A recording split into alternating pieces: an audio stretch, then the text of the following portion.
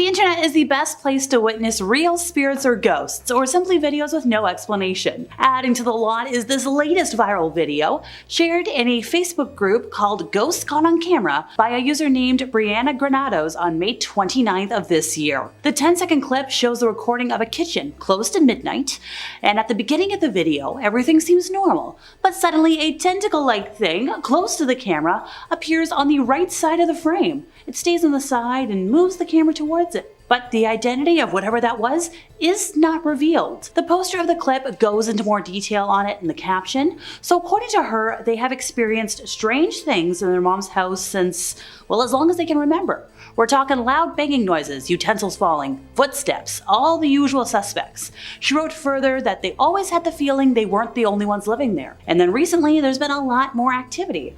So, Mommy Dearest sets up a motion detector camera, and now we get this. The poster revealed that they recorded a few orbs, and then we've got this little, I don't know what. So adding on to the details, this was recorded after 10 o'clock, around midnight, while everybody was asleep. But then you get a notification being like, oh hey, there's movement in the living room, and then this is what we got. So then it's concluded with, does anybody have any thoughts or ideas as to what this could be? And I don't know, so let me know what you think in the comments, folks. Security cameras at the Trans-Allegheny Lunatic Asylum, or TALA, in Lewis County captured something that seemingly can't be explained. A video that is timestamped as of May 31st at 7:45 p.m. earlier this year shows items falling off a shelf in the Asylum gift shop. Now this place closes at 6 p.m., so in the Facebook post, the Asylum said that during the video, the doors were locked, the windows were closed. The TALA shared the video on social media, and it went pretty viral, had about 150,000 views, and people have speculated in the comment section being like, hey, I don't know. Some folks think this is a definite sign of the paranormal. Everybody else is like, hey, great marketing stunt. The TALA, formerly known as the Old Weston State Hospital, was a treatment center for mentally ill patients. It was open from 1864 to 1994. Originally built to house about 250 people, at its peak in the 1950s, 2,400 people were housed there, and thousands are now buried in the cemetery in unmarked graves. Turns out there's a lot of speculation about possible paranormal activity at the hospital. There's ghost tours, there's private ghost hunts, and around Halloween they've got one of the most well-known haunted house experiences in West Virginia. Well, outside of the theme parks. Back in 2022, there was a news station that interviewed TikTok famous ghost hunter, Kalani Ghost Hunter, after he visited the asylum, and he's like, yeah, even if you don't believe in the paranormal, apparently this place is super creepy. Also, it's pretty cool with architecture, cause it is considered the largest hand-cut masonry building in North America. But still, that many ghosts? I don't know if I want to go there or if I want to avoid it. Uploaded on September 1st, so just recently, this next footage was apparently caught on a surveillance camera directed at the corridor outside a public housing site. So if we look in the background, you can see a public bus, we loved public transport, and the video, which apparently showed a Friday 10 p.m.'s timestamp indicating it is a real-time recording, well, it gives us a clear view of the dim corridor devoid of any activity at night.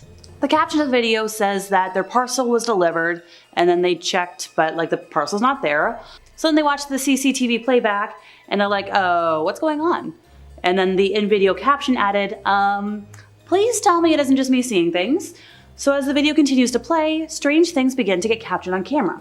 So at first, the package that was apparently delivered and left on top of a stack of recycling boxes and shoe rack suddenly fell to the ground without any reason. And then within seconds, a shadowy figure materialized, even though it was barely noticeable. Its shape could be faintly made out, but only when it moved, and it contrasted with the white wall along the corridor. So when the video is slowed down, it appears to be an apparition of sorts. But as soon as it materializes, it disappears. So after the footage appeared to distort on screen for a split second, the package on the ground zipped away from the camera, like it had a life of its own. And then the video ends. And also the account that posted the video didn't give us any other information. So, good package, good mail. Driving down an empty road at night can be creepy enough as it is. The last thing you need is a supernatural element added into the equation. But hey, who's gonna tell a ghost what to do? So one poor woman from Fresno was forced to deal with it when she appeared to have a ghostly sighting on January 22nd. Thankfully, she's got the footage, so everybody, including me, you, whoever else, we get to comment on it. So she shared the video after seeing the ghost while on her drive home from Table Mountain Casino, and she recorded it because, well, there was fog patches on the road. If you get into an accident, you want the insurance. As the car made its way around a long bend, what looked like a transparent figure suddenly appeared in the middle of the road and took a few steps towards the other lane. But then just as quickly as it appeared, the ghostly figure disappeared once again into the night as the car continued to approach. So the caption on the video reads, "Y'all see that?" The sighting took place at approximately 8:50 p.m. along Friant Road. Turns out it's a road that's been the site of numerous fatal accidents over the years. Just last year, a woman died after her car collided with a tow truck at around 1 a.m. at that crazy intersection. Also last year, a 50-year-old doctor and his wife died after crashing into a tree. So according to experts, legend suggests that the ghost of a former police officer patrols the road and pulls over cars to warn them about potential accidents. Because turns out, this officer is believed to have died on a stretch of the road in a car crash. So after people saw the footage of this latest ghostly sighting online, they had opinions. Somebody was like, yeah, that's definitely a ghost. And then somebody else was like, yeah, I've seen and heard many ghosts on that road. But then you've got the skeptics, because we gotta have some skeptics today. Somebody was like, oh, that's just dust kicked up by a breeze, or an oncoming car light reflecting fog. Look, some folks think the footage might even be edited, but like whatever the explanation for the footage, it definitely serves as a good reminder to, hey, be careful when you're driving. Just keep an eye out. Use your eyes, folks. Life after death is one of these several mysteries that have consistently generated human curiosity for like generations. Some believe in the existence of the soul after death, while others think that the soul of a dead family member wanders around, near and dear for a few days, even though there's no scientific proof. I believe it. I've had signs. CCTV footage from Michigan back in May created a stir on social media. Why? Well, we could see a ghostly figure appearing to be hovering over and staring at a sleeping person.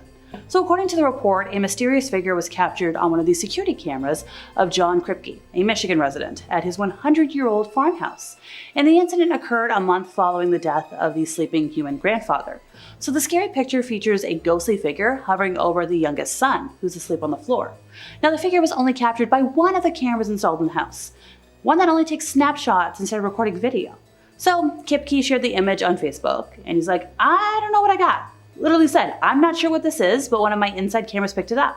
Unfortunately, the inside system does not go into video mode, just snapshots of movement and sound. And to their knowledge, they've never been contacted from the other side or had any strange things happen to them in their house. But they live in a 100-year-old farmhouse, and they're like, yeah, I thought this was interesting. So once again, it hit the Facebook group, Ghost Caught on Camera, and folks have opinions. And mixed opinions at that. Well, a lot of folks believe it to be a spirit. Somebody else is like, maybe it's just a smudge on the camera. And other folks are like, maybe just get out of town. One of the users wrote that he looks like a gentleman, seeing as he's wearing a cap, and it seems like he is looking at the sun.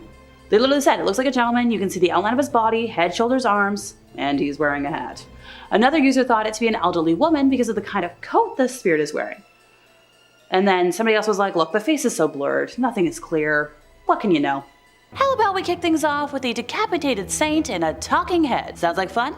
I thought so. When the Vikings were raiding England in the 9th century, a saint named Edmund turned himself over to the invaders rather than have his people be overrun. According to the Lives of Saints, it was written by an author named Alfric of a word I cannot say. Now, Alfric was an English abbot who wrote a lot of autobiographies, a lot of homilies, and a lot of biblical commentaries in the 10th and 11th centuries. He tried to convert the Viking invaders. Edmund tried to convert the Viking invaders, and in response, they tormented and beheaded him, throwing his head into the forest. Contemporary Christian burial customs dictated the head must be buried with the body for sake of wholeness, anticipating the resurrection of the dead at the Last Judgment. A witness who had seen the beheading had an idea where to look, so a search party traveled the woods calling out for Edmund. Eventually, hearing the head itself respond, "Here, here, here!" They find Edmund's head, which was speaking to them, miraculously being guarded by a wolf, which kept the other little critters at bay. After the head was recovered, Edmund was given a martyr's burial. Years later, the body was exhumed from the local churchyard to be moved to a nicer location. And apparently the body looked almost entirely healed, and the head had reattached itself to the body with just a thin red line around his neck to show where he had once been beheaded.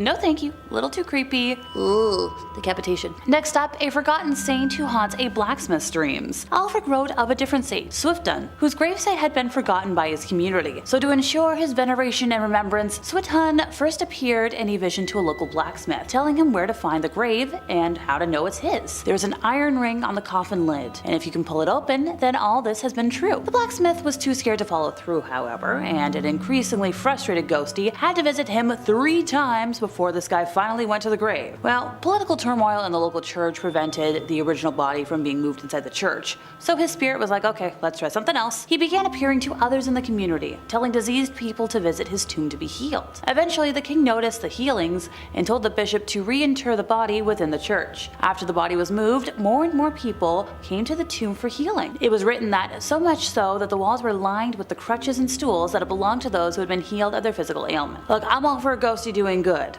but that's just a little wild. But hey, he got his point across. Here's a doozy: the determined ghost of a vengeful father. An Icelandic family saga known as the Saga of the People of Eyri catalogs several hauntings in medieval Iceland where the walking dead, called drug in Old Norse, sometimes return with malicious intent. One of the tales is about a man named Arnkel and his father, Thorolf Haldfoot, who died sitting up, eyes open, at the family's dining room table. Arnkel warned his family not to walk in front of the man's line of sight. He covered up the face and ordered a hole to be cut in the wall through which Thorolf could be carried out, likely to confuse the body in case the undead tried to return home. Both of the oxen who carried the body to his grave died, as did many animals who went near his burial site, and soon Thorolf began haunting the valley, causing farming families to flee left and right. Arnkel decided to move the body, which was all undecayed and most evil to look upon. After they moved him to a new gravesite, they built a wall around it in an attempt to keep Thorolf contained. Soon after, Arnkel was killed, and even the wall couldn't keep the ghost from returning to attempt to avenge his son. Another group of men exhumed Thorolf's body yet again, and this time they burned it, scattering the ashes in the sea. Some of the ashes, however, were caught in a wind, and a cow who accidentally ingested them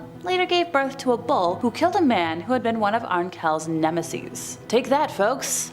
I love that kind of spiteful revenge. The Irish banshee is a supernatural being in Irish folklore who is said to foretell death with a mournful wail. She is a female spirit, and she appears in lament to announce the forthcoming death of a family member. And she's been documented since like the Middle Ages. Like, she has been around for a minute. I'm sure you know all about her. Historians have traced the first stories, possibly, of the banshee to the 8th century, and they were based on a tradition where women sang a sorrowful song to lament someone's death. They were known as keeners, and since they accepted booze as payment, they were said to be sinners and punished by being doomed to become banshees. Now, according to the mythology, if you spot one, she's going to vanish into a cloud of mist, and this action creates a noise similar to that of a bird flapping its wings. Now, once again, banshees don't cause death, they're just a warning of it. But when you associate a thing with another, when translated, banshee means fairy woman, and they are connected to the mythologically significant tumuli, a type of burial ground that rises up from the earth into a mound, and they've dotted the Irish countryside for hundreds of years. Very similar to like fairy villages. Now, descriptions of what banshees look like vary, but a common theme shows them having long, flowing hair, dressed in black or gray. Don't look at me. Some reports have even seen a woman with gray hair, white hair, black hair, or red hair. Whew, Biggie Brunette saved me just now. She's been reported as being old and ugly, or young and beautiful, but they're always noted as taking a form resembling a female-looking figure. Lady Fanshawe, a 16th century writer, claimed to have had a first-hand encounter. Her account describes a banshee as having red hair and a ghastly complexion. Lady Wilde, writing in the 19th century in Ancient Legends of Ireland, states the size of the banshee is another physical feature that differs between regional accounts. Though some accounts of her standing unnaturally tall are recorded, the majority of tales that describe her height state the banshee's stature as short,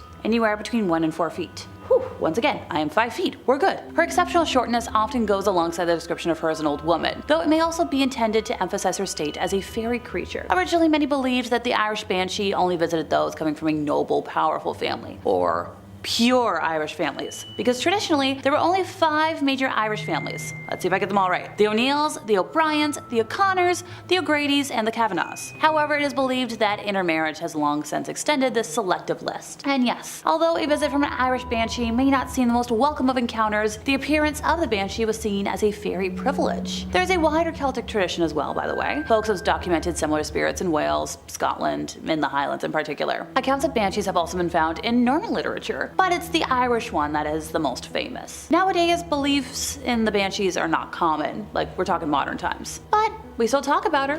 If I said like, hey, have you heard about a banshee? People are like, oh yeah, wail like a banshee. Like, it's still a common phrase. And finally for today, on December 4th of 1872, a British-American ship called the Mary Celeste was found abandoned and floating in the Atlantic Ocean. The Canadian brigantine Di Grazia found her in a disheveled but seaworthy condition under partial sail and with her lifeboat missing. Now, she was found with her cargo fully intact, minus the lifeboat, which appeared to have been boarded in an orderly fashion, but why? We may never know, because nobody on board was ever heard from again. Gonna backtrack for a moment here. The Mary Celeste set sail from New York, bound for Italy, in November of 1872. The ship was manned by Captain Benjamin Briggs and 7 crew members, including Briggs' wife and their offspring. A little bit of history on the captain.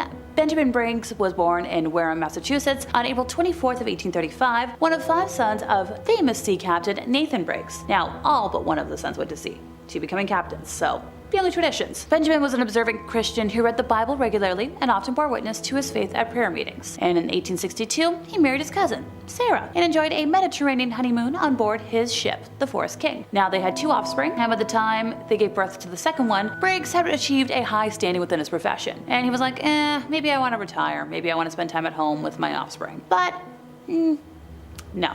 That didn't happen. The original plan was to go into business with his brother, Oliver, because he had also gotten a little tired of wandering around. But it didn't happen. They were like, let's invest in a ship instead. Oliver invested in Julia A. Halleck and Benjamin in the Mary Celeste. Now, supplies on board the Mary Celeste were set to last for 6 months. And there was like some really luxurious items as well. Talking like a sewing machine, a piano. Historians and commentators generally agree that to abandon such a worthy ship, something crazy or alarming must have happened. But the last entry on the ship's daily log reveals nothing unusual, and inside the ship, everything's been in order. Theories over the years have included mutiny, pirate attack, even a giant octopus or sea monster. But the cause behind this ghost ship remains unsolved. Now, if you want to talk about the origins of the ship, the Mary Celeste was built in Spencer's Island, Nova Scotia, and launched under British registration as Amazon in 1861. It was constructed of locally felled timber with 2 masts and was rigged and was carvel built, the hull planking flush rather than overlapping. She was transferred to American ownership and registration in 1868, and that's when she got her new name. After that, she sailed uneventfully until the 1872 voyage. At the salvage hearings following her recovery, the court's officers considered a lot of possibilities of foul play, but no convincing evidence supported any of the theories. The inconclusive nature of the hearings fostered continued speculation as to what had happened to the ship's occupants. Like, there's been a lot of theories, folks. I know I talked about the obvious ones already, but it was like, oh, maybe the booze fumes from the cargo did something. Maybe there was a submarine earthquake. Maybe there was a giant squid. And our favorite, paranormal intervention. Now, the ship was found, so after the hearings, she continued on in service under new owners. But in 1885, her captain deliberately wrecked her off of the coast of Haiti as part of an attempted insurance fraud. But the story of the abandonment, well, it lives on, because we still don't know what happened. Even Sir Arthur Conan Doyle wrote a story about it. Like, it's pretty famous. Number 5. The Spook Light. In the early 1830s, when the Native Americans were put on their forced march during the Trail of Tears, some of them reported seeing something unusual while near Missouri and Oklahoma's border. Something that has remained a consistent part of American folklore and a relatively commonly reported sight ever since. While the Native Americans were passing through an area known as the Devil's Promenade, they apparently saw a glowing orb of light that was floating in the distance. Sometimes it's reported as being the size of a baseball, and other times as being the size of a basketball. Sometimes it remains stationary as it hovers in the night, and sometimes it appears to vibrate and twitch in the air. Explanations have included tales of 2 Native American lovers searching for each other in the night, the ghost of a Confederate soldier, and even the devil himself wandering the earth with a lantern. It has gone by many names, such as the Joplin Spook Light, the Hornet Spook Light, the Hollis Light, and the Devil's Jack-o'-lantern. The site of the Spook Light has become somewhat of a tourist attraction, with the area being especially popular around Halloween. But though scientists have speculated that it could be the result of a natural gas leak or car lights reflecting off a nearby river, this does not explain the dozens of sightings that occurred before the invention of the automobile. What if the cause of this floating orb is not the spirit of some lost soul trying to find their way home, but the manifestation of extraterrestrial activity? We've all heard plenty of stories of glowing orbs in the sky that have gotten closer and turned out to be starships from outer space. The Spook light could perhaps actually be one of these unidentified flying objects. If you subscribe to the theory that aliens have not made direct contact with us because they are studying our species, it would make sense that this light would first appear during a major historical event where millions of displaced native peoples were forced into long marches. Perhaps the sightings since then have been follow-up studies of the area by aliens. If that is the case, and aliens were observing Earth during the Trail of Tears, let's hope they don't judge us for some of our most shameful behavior. Number 4. Funnel ghosts.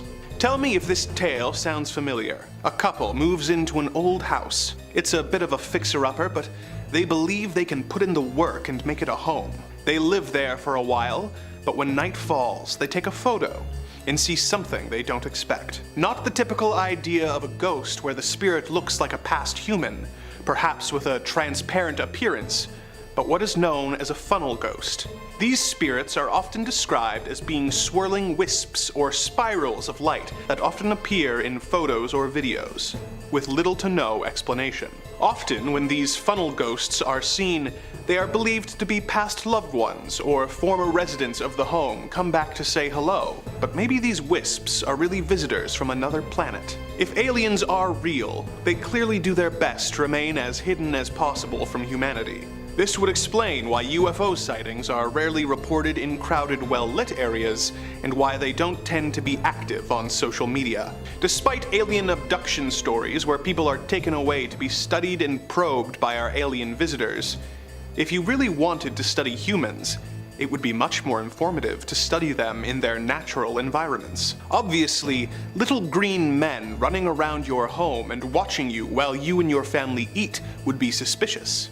So maybe they've developed a way to hide in plain sight. An advanced species capable of interstellar travel and with spacecraft that are rarely seen by human eyes and hardly ever captured with any clarity on film could be using some kind of technology that reflects ambient light in order to keep them invisible. If we assume this technology is used to hide their ships, it is not unreasonable to hypothesize that this technology could be available for aliens on the ground. The strange shapes appearing in photos that we assume are ghosts are actually aliens studying us in our own homes, using a cloaking device to remain undetected and only being seen when a camera picks up their telltale shimmer.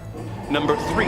Sightings at the West Point Lighthouse in PEI. When it comes to lists of spooky and probably haunted locations, lighthouses are surely near the top of the list, just under murder houses, ancient manors, and abandoned mental hospitals. Such is the case for our next entry. A lighthouse on the west point of the Canadian province of Prince Edward Island. The lighthouse was built in 1876, being passed from keeper to keeper until the operation was automated in 1963. The lighthouse was renovated into an inn, museum, craft shop, and chowder kitchen in the mid-1980s, and has been the source of tales of the supernatural ever since. Visitors often report rather stereotypical ghost activity, such as lights turning on and off, disembodied voices, and cold spots, sending a shiver up guests' spines. More interesting for the purposes of this list are the tales of a ghostly burning ship being seen in the nearby Northumberland Strait. Legend says that at night, sometimes if you look out to sea, you can see a centuries-old ship whose crew were killed when their ship caught fire and sank. According to the tale, they made a deal with the devil in order to save themselves, and as a result are damned to burn on the ship for all of eternity. From the distance that the people who reported this burning ship would be from the boat, they wouldn't be able to make out with much detail on the apparition, especially at night when the ship appears in the vast majority of reported sightings. So, all they would really be seeing is a large, bright, flickering light coming towards the lighthouse that, through the context of the situation, they would assume was a ship. But it makes me think, There are so many stories of UFOs appearing as bright, shining, flickering lights that disappear just as soon as they appear. What if this burning ghost ship is actually an alien craft signaling with its lights? You may think, why would an alien ship be signaling anyone? But look at the situation from their perspective. You're flying around in your flying saucer above the waters of Canada. You see another bright floating light in the distance. You signal to let it know you are there, and when you get close enough to realize that it is not another alien craft, but a tower with a bright light on it that the humans have built on the cliffside, you realize and turn out your lights, causing your ship to seem to suddenly disappear to any humans who saw you. It might very well be a ghost ship, but the fact that it is so close to what would look like a floating light to the uninitiated makes me think this is just as likely. Number 2.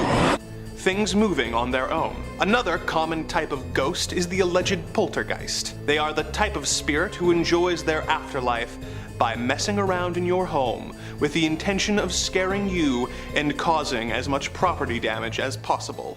A common way these spirits apparently make their presence known is by moving objects and making them float through the air. Like when you hear a noise at night and go into the kitchen to investigate, only to find your mother's best china floating through the air before it suddenly drops to the floor, leaving you with one less token of remembrance to honor your loved ones with. But maybe this is not the work of a malevolent spirit, but simply a side effect of passing alien ships. When looking at various UFO sightings from across the world, some commonalities begin to emerge. The craft in question are often bright, shining lights against the dark night sky. They tend to appear and disappear just as quickly, and they often seem to be hovering or flying, seemingly on their own, with no visible means of propulsion.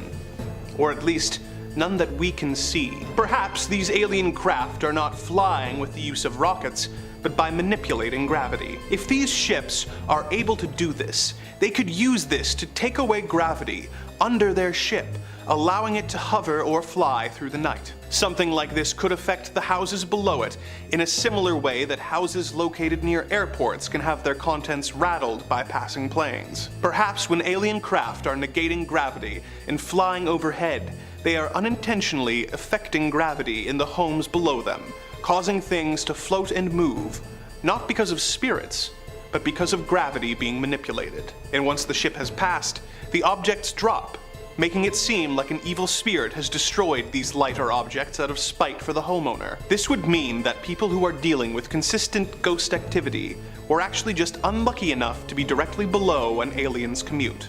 Number 1. Ghostly figures of the past. Everyone has heard some variation of a ghost story like this. You go into an old building that is hundreds of years old. At first, everything seems normal, when suddenly goosebumps break out across your flesh as a chill runs up your spine. You turn and see something you don't expect. A figure from the distant past stands before you. Perhaps it is a soldier from the 1930s, and perhaps it is a small Victorian child in one of those weird little sailor outfits. You try to stammer out some words of greeting, but before you can, they have disappeared before your very eyes.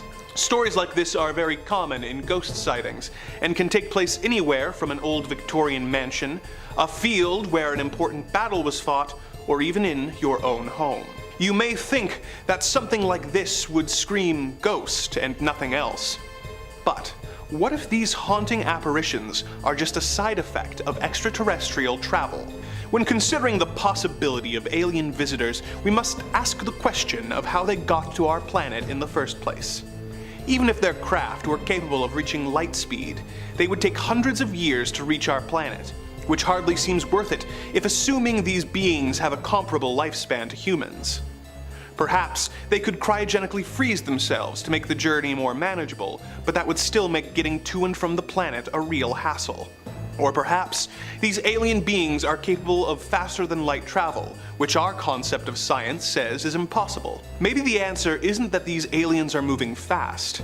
Maybe the answer is that they are bending space and time to reach their destination. If these beings were capable of traveling across the fourth dimension and bending space and time around or folding it in on itself, then it is reasonable to hypothesize that there would be some unintended side effects. One theory of how time works is that all of it is happening at once. So, if a place, say a spooky mansion, were occupied by a small Victorian child in one point of time, and say Ryan Reynolds in another, maybe time folding in on itself to accommodate alien travel would cause us to be able to catch glimpses into the other points in time. So, this hypothetical Ryan Reynolds would see the child from the past and assume it was a ghost.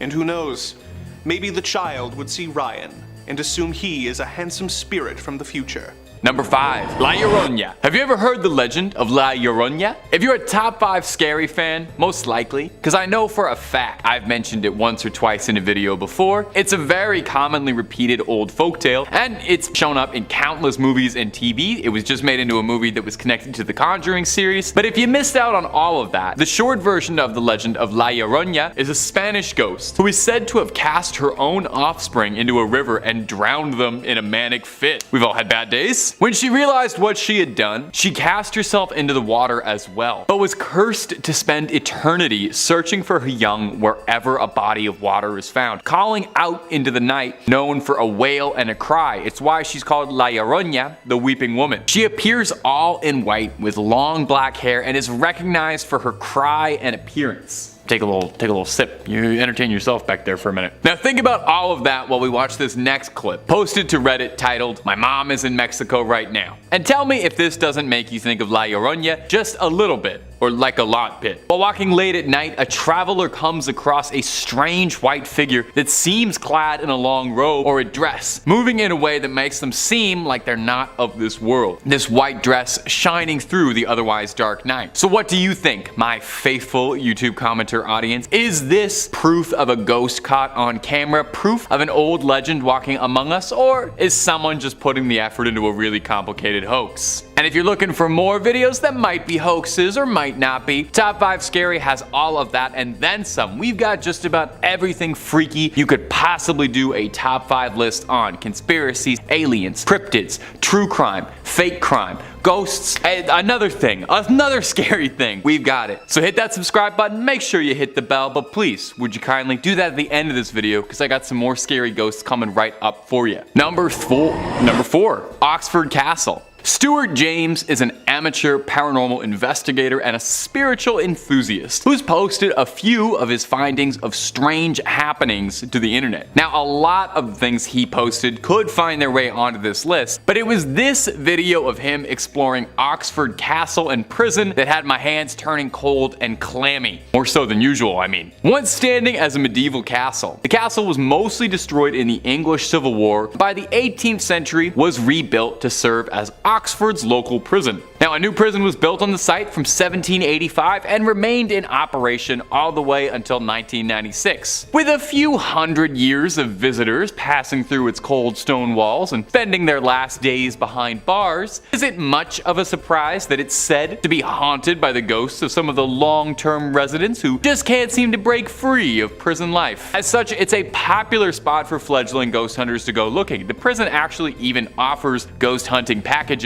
and overnight adventures if you're looking for that sort of thing, but why don't you watch the clip first before you make any decisions. Did you see it? While looking through the glass window pane through a door, a face can be seen clear as day. James said as soon as he saw the face in the window, he and the rest of his team ran to the hills out of the prison, fearing what they had encountered and preferring to look the footage over later in the safety than spend another minute there. What do you think? Because I think I would do pretty much the exact same thing. I mean, I'm watching this video from the comfort of my office in a cozy little recording studio, and it was still enough to put my hair on end. I can't imagine that happening to you in front of your face and being able to keep a straight face, let alone dry jeans, and you're cool. I'd probably be on the first train out of Oxford and the rest of my days salt circling just in case. Number 3, the trampoline. Have you ever seen The Ring? Probably not, because if you saw the movie The Ring, you would have died roughly 7 days after that, and you wouldn't be able to watch all these lovely videos. I'm just kidding, of course. It's not haunted.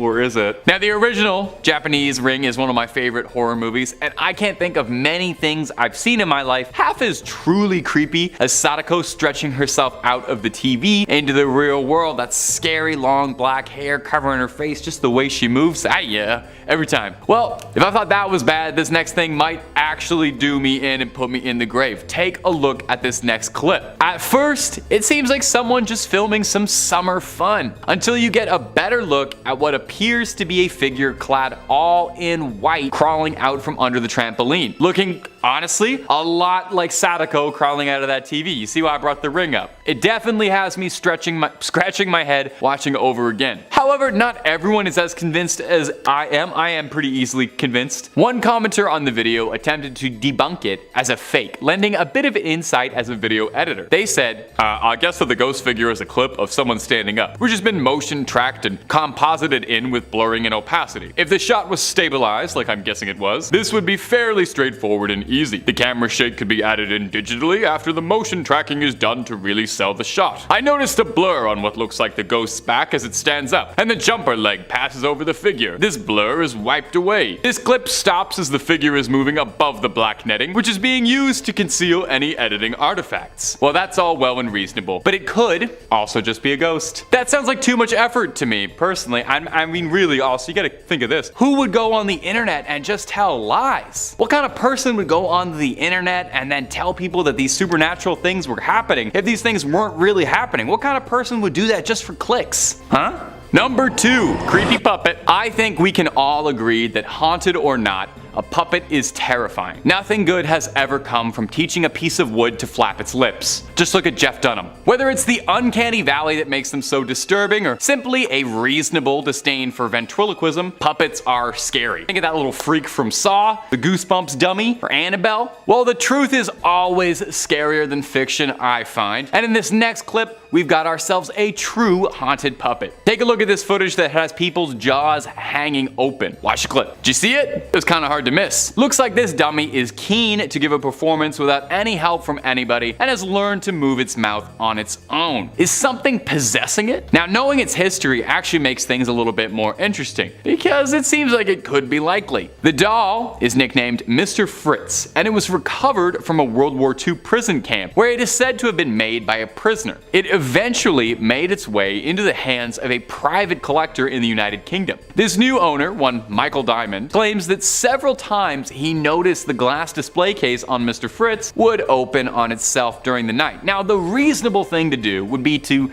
burn his house down and make sure the doll burns up and release that evil away and, move countries. He instead set up a camera and filmed it for a few nights and caught this horrifying footage of the seemingly possessed dummy talking. His solution was to wrap it in chains and keep a blanket over it. I would send it to space or cast it into the ocean, but you do you. He's actually not too worried about it at all. Mr. Diamond says, "My wife and daughter both hate it, and I understand why, but I'm not intimidated by it." A braver man than me. Now, this could be faked, I'm sure, but I'm inclined to believe this is real. Haunted or not, I just do not trust this puppet even a little bit, Number 1, grandparents' ghost. That sounds sad. I like to save the best for last, and I think after you watch this clip, you might agree with me, as this is one of the weirder things on a list of all weird things. This was posted to the Ghost subreddit earlier in the month and was making the rounds on the paranormal and scarier sides of the internet, as even the biggest skeptics were wondering just what it was they were looking at. This redditor and their family had taken a day for a family vacation at a nearby water park, and when they had returned, there were several calls from the security company telling them that an alarm inside their grandparents' home had been tripped. When they returned home to watch the footage, they were stunned at what they had seen, and I invite you now to watch it too.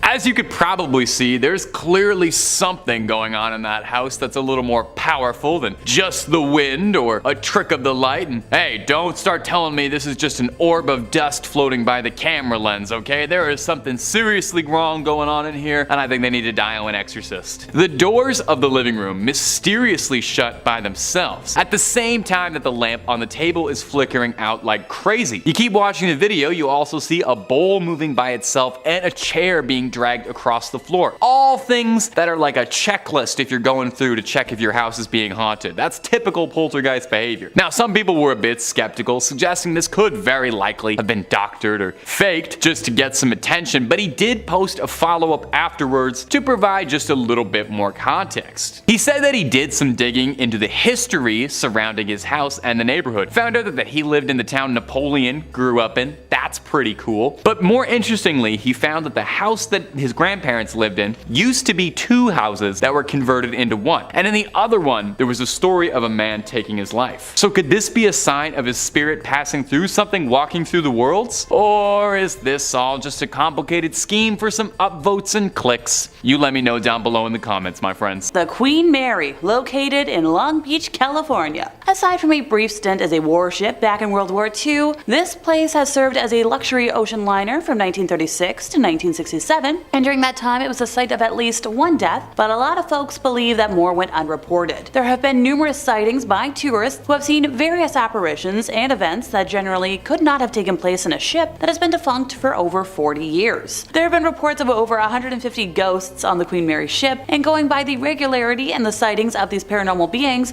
there seems to be a lot of truth in them. People seem to have experienced drastic temperature changes when they entered certain parts of the ship, such as near the second-class pool, the haunted stateroom, the shaft alley, and the adjacent bathroom. The stateroom is said to smell of cigars and perfume. Another weird phenomenon is the creaking of doors, knocks, sudden squeals, laughter, sounds of people talking, whistling in an empty room, you know, all the usual ghosty things. As in every ghosty story, while there have been sightings and hearings of lights being switched off and on, and laughter coming from a room, in the case of the Queen Mary ship, there have been other incidents as well, which have been noted as being out of the ordinary. A sighting of a crewman in blue overalls whose face is bearded is a regular apparition.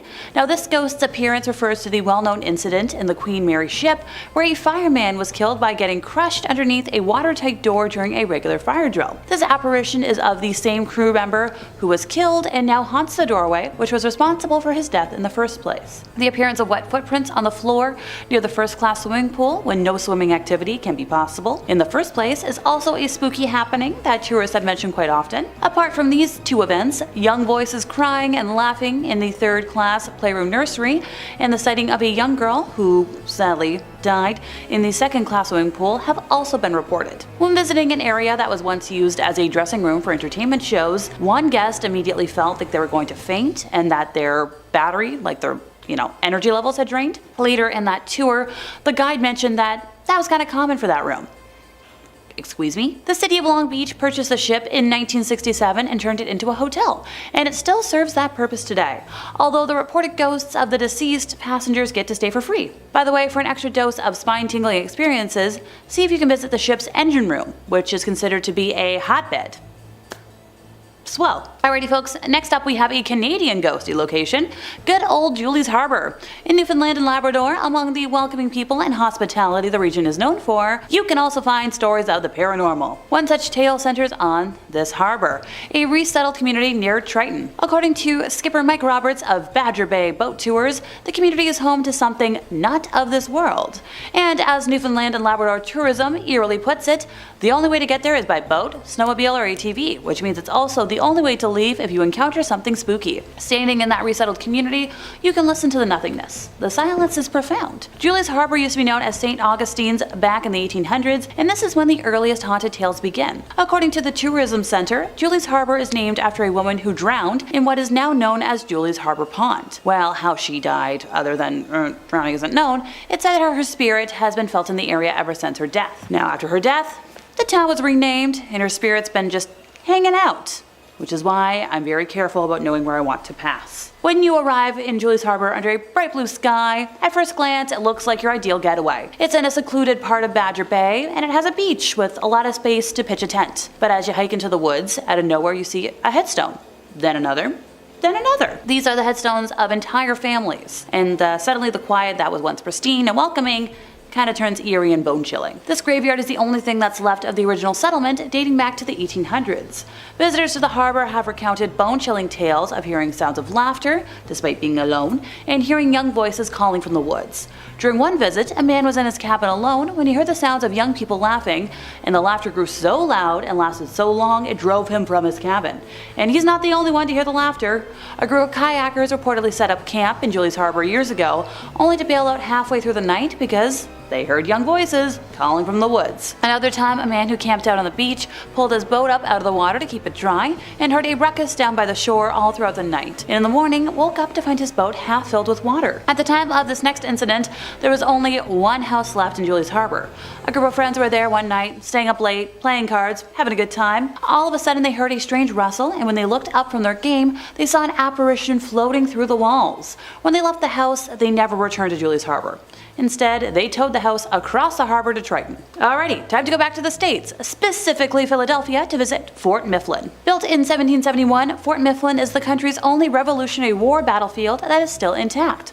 Allegedly. There are 14 restored buildings on the grounds on the Delaware River, and reportedly plenty of spirits hanging out. In an interview with CBS 3 in Philadelphia, employee Lorraine Donahue Irby said that it's definitely haunted. Doesn't matter where you are, doesn't matter what part of the fort you are in. These spirits don't come on demand, but people have had experiences morning, noon, and night. The abandoned fort has sent some overnight ghost hunters running in the middle of the night. Teams have captured orbs of light floating with their camera, they've experienced glimpses of apparitions behind door frames, and recorded disembodied voices. Visitors who explore the fort often see soldiers cleaning their weapons, even when no historical actors are present. Many will catch a whiff or a mysterious aroma like bread baking or wood fire. Some visitors even claim to have been touched, pushed, and pulled by phantom hands. Among the ghosts said to haunt the fort is a screaming woman whose cries are so loud that Philadelphia police have been called to investigate, only to find nobody there. Other characters in the local ghost stories include a faceless man wandering around the fort, a tour guide dressed in revolutionary garb, and numerous young folks and dogs. The most infamous ghost of Fort Mifflin is the Faceless Man. So out of that entire list, he's the famous one. Visitors spot his apparition roaming throughout the property in Civil War attire. Many people believe the spirit belongs to William H. Howe, who was notoriously executed at the fort during the Civil War. Now, this guy isn't all super duper mean. According to former tour guides, there was once somebody there, so like an actor who was in Civil War attire with a big hoop skirt, and as she was walking down the stairs to casemate 11, she had an arm help her with her elbow going down, when there was nobody next to her, so they assume it was William. Hey look, I have worn my fair share of hoop skirt sized dresses in my time, and trust me, when I'm alone, I would have loved some ghostly assistance because hoop skirts and stairs are not fun. The name of this next play should definitely make some ears perk up, so if you've fallen asleep by now, wakey wakey.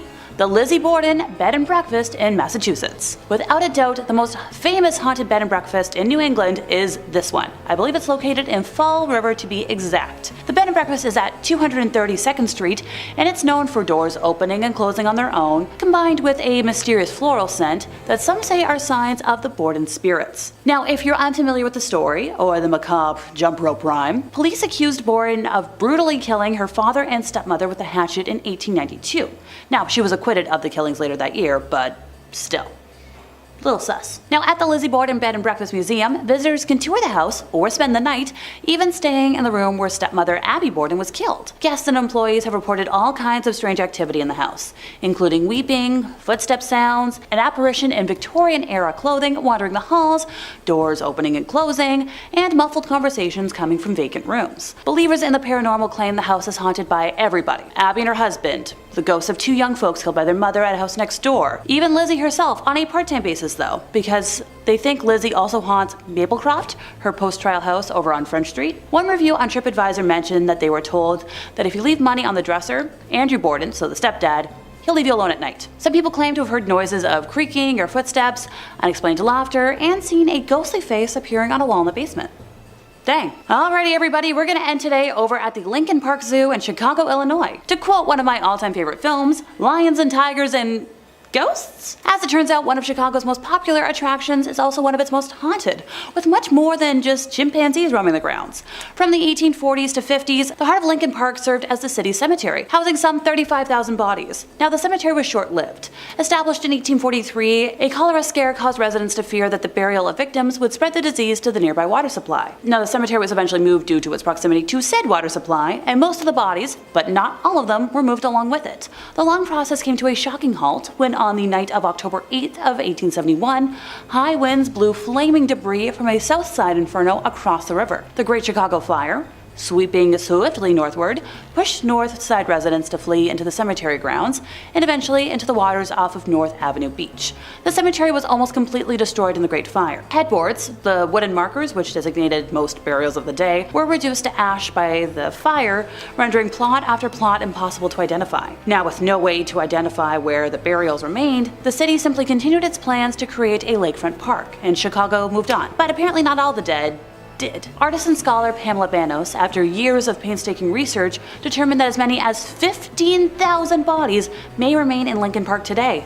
Under the zoo, the ball fields, the grounds of the Chicago History Museum, and even the posh homes off of the Gold Coast. If you've ever seen a horror movie, you know that messing with burial grounds is the easiest way to get haunted, and this zoo is no exception.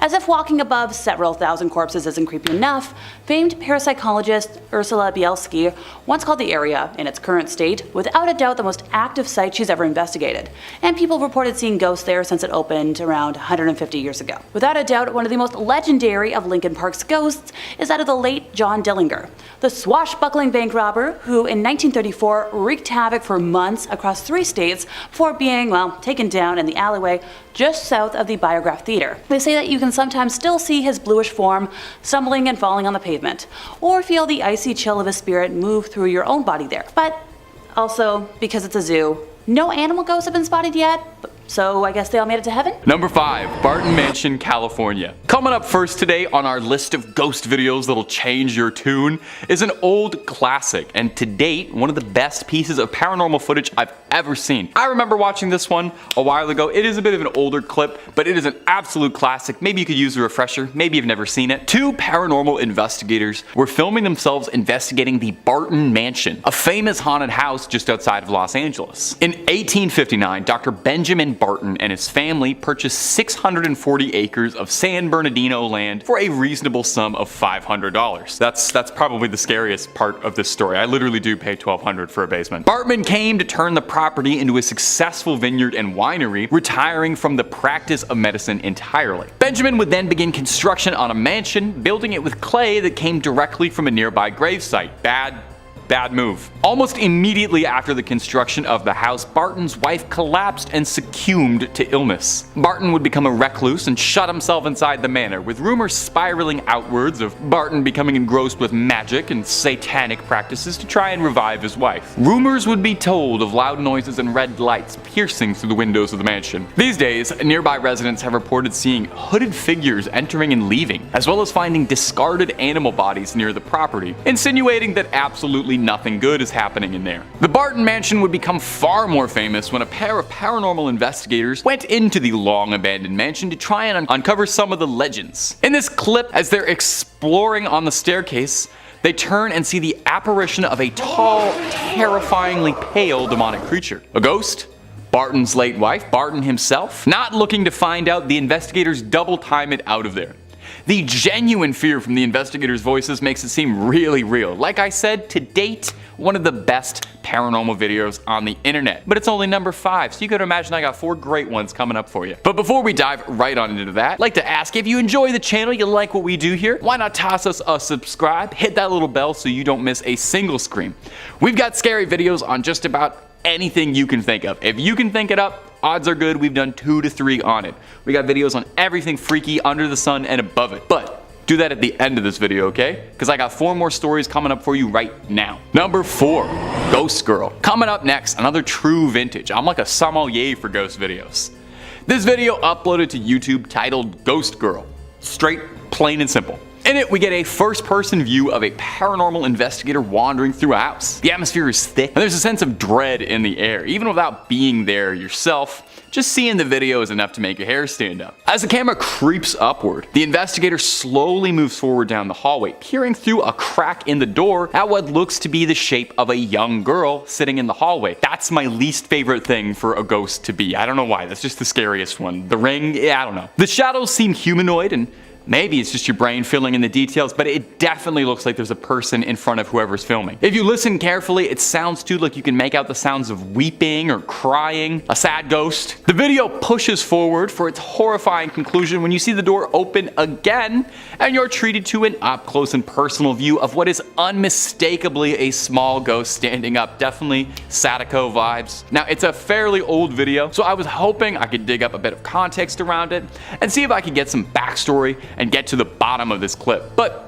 clicking through on the channel that it uploaded, all we could really find was a few videos of a pretty cute little cat and little else in the way of paranormal content, or really ever any explanation at all. So was this a real ghost caught on camera and it's never been topped, or was this just a hoax to drum up some attention back on the early days of YouTube when things were nice and good? On a side note, does anyone else out there really miss that sort of sweet spot of when YouTube first started out and ghost videos were mostly like this? Some blurry footage of someone walking around a house that you and your dad would talk about whether it was real or a hoax or not for weeks. Maybe I'm just waxing nostalgic entirely lately, but I miss the really blurry low-res era of ghost videos. Number 3, The Fallen Angel. Up next on our collection of captivatingly horrifying clips that'll make true believers out of the most determined skeptics is this clip uploaded to YouTube called Fallen Angel of Catalonia. Certainly a bold name and also a pretty good name for like a deathcore band if you're looking for one. Near the village of Capdevenol, that's not at all how you say that, near the village of Capdevenol,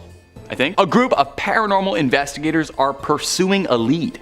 Hearing that there was sightings of something bizarre in the nearby area, they go bringing a camera, hoping to document the truth of what they find, not knowing the danger they would soon find themselves in. During the video, you can make out what looks to be discarded white feathers floating around in the breeze around where they saw the creature, leading to the belief that it was a fallen angel. Now, in the video, the investigators are speaking Spanish, but luckily, Spanish, what with being a language that a lot of people speak, we can translate pretty easily. They're talking sarcastically about how this is such an incredible experience and asking if you see the feathers that are floating all around. The pair of investigators, though, they then come across something lurched over, lurking in the dark. A pale, sickly looking skeletal creature. Seems like the skin is hanging off of rotten bones with piercingly white, ethereal glowing eyes screeching.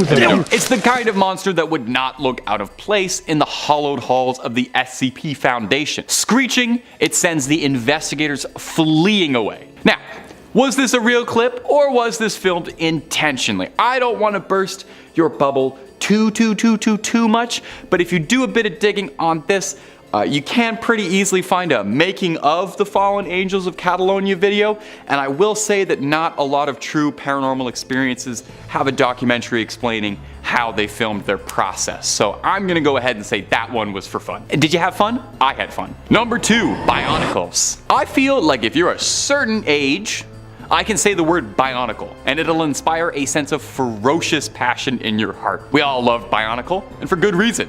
It was probably the coolest toy line maybe ever. I was obsessed with them as a young scrapper, as my parents can probably attest by the 3,000 little pieces that are living in their house somewhere. Biomechanical robots with lore based on Maori culture. Oh, the boys at LEGO were cooking with that. I'm not gonna act like I didn't cry when Takua put on the Mask of Light. I'm a big enough man to admit that. Alright, all of this aside, all this waxing poetic about Bionicle, all of those guys are apart somewhere, which might be a good thing, because if this video is any indication, spirits seem to be able to latch onto a Bionicle. Check out this wild footage of a haunted Bionicle moving its head. Look real close, it's pretty subtle. I had to watch it a few times because I wasn't getting it at first, but when you do, it's gonna make you recoil. I got a little bit of context provided by the original uploader too. First of all, I've never believed in ghosts, and I don't consider my home creepy. I know the land doesn't have dark history or anything, but ever since we moved in, we've experienced some strange things. The weirdest thing is one that involves our old toys.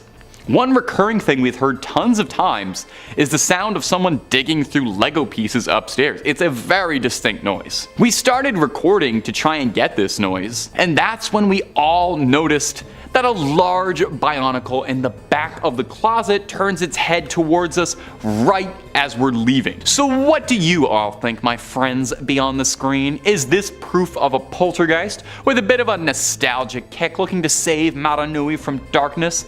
Is the Bionicle itself coming alive?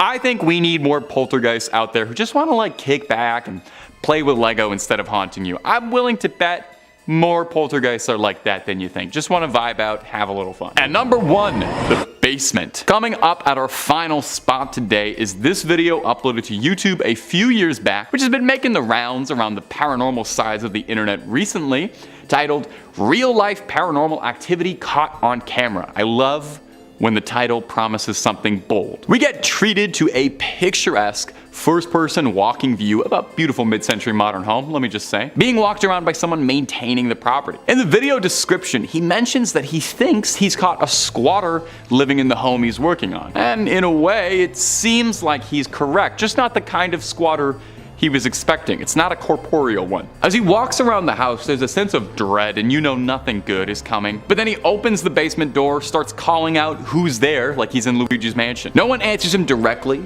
but as he calls out in fear, we see the lights from down below in the basement start to flicker. And this is around where I would have noped out of there completely. Some force of nature from this world or another collides with the man recording the video, causing him to drop his phone and realistically dash on out of there, fleeing the scene, leaving behind the camera staring up at the ceiling as we're left wondering. I would super recommend watching this whole one. It's actually genuinely one of the scarier videos I've seen, and I'm not just saying that because I'm a scary YouTube host.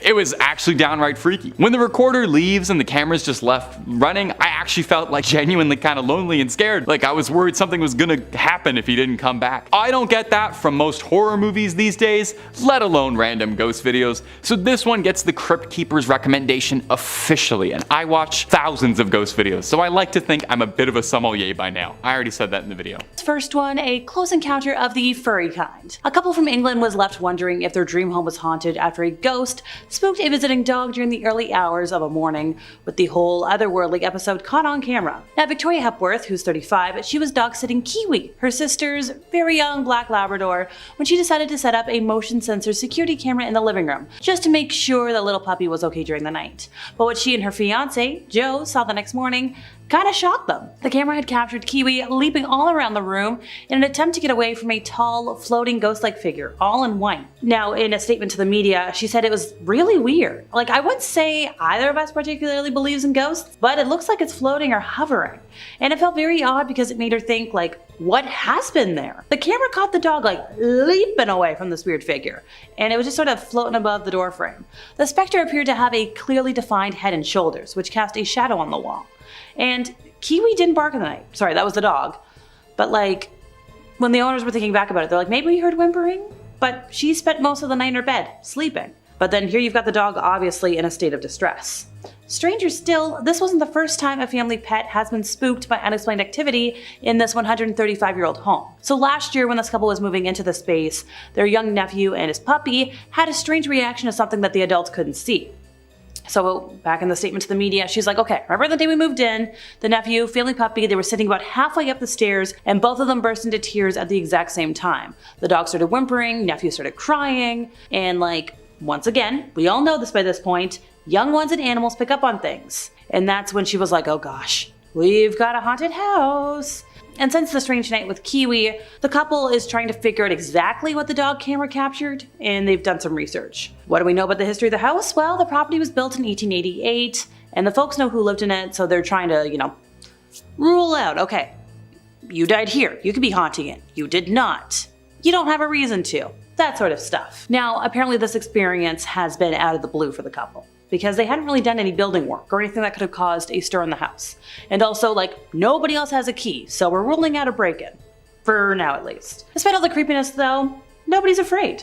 They're like, yeah, yay ghosts. I wouldn't be on the same team, but alright. She said in a statement, it's pretty cool more than anything else. Like, I've never had a bad experience, I don't feel negatively towards the house at all. She even posted a story on Facebook. Well, that's how we got a hold of it today.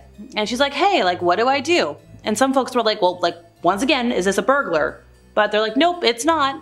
But, okay. Turns out the ghost is still hanging out, so maybe they'll figure something out soon. Alright, next up, a woman claims she's captured the ghost of a soldier on camera after her dog started barking like crazy. If you're seeing a pattern of behavior, yes you are. Lael Robertson was at her home in Queensland, Australia, when her pets were unsettled by something outside. So she checked the security cameras and was astonished to spot a human-like figure lingering just a couple of meters away from her porch. The image shows what she believes to be a soldier's legs with boots on and the dark shadow of an upper body described as unnaturally disfigured. The grandmother says she's been told that soldiers mass killed indigenous folks near her house during the 1800s, and she believes one of them is haunting the property. So she posted the picture on Facebook, and a lot of folks were like, okay, yep, paranormal stuff going on. And they're like, yeah, this kind of gives me an uncomfy feeling. Well, she said, it looks like a soldier with his boots on.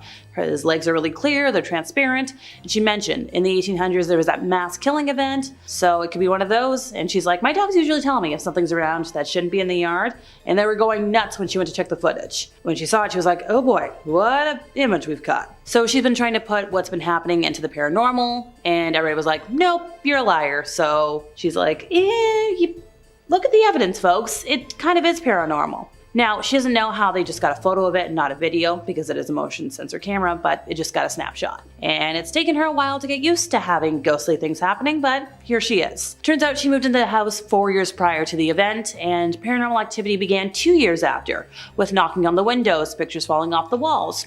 Pretty typical. Now, the Facebook post in question has racked up more than 450 reactions, 80 comments, probably more, and the caption read, "It's amazing what the full moon brings out in your backyard." And she describes what you can see in the photo, and she's like, yeah, it's a spirit. Kind of creepy.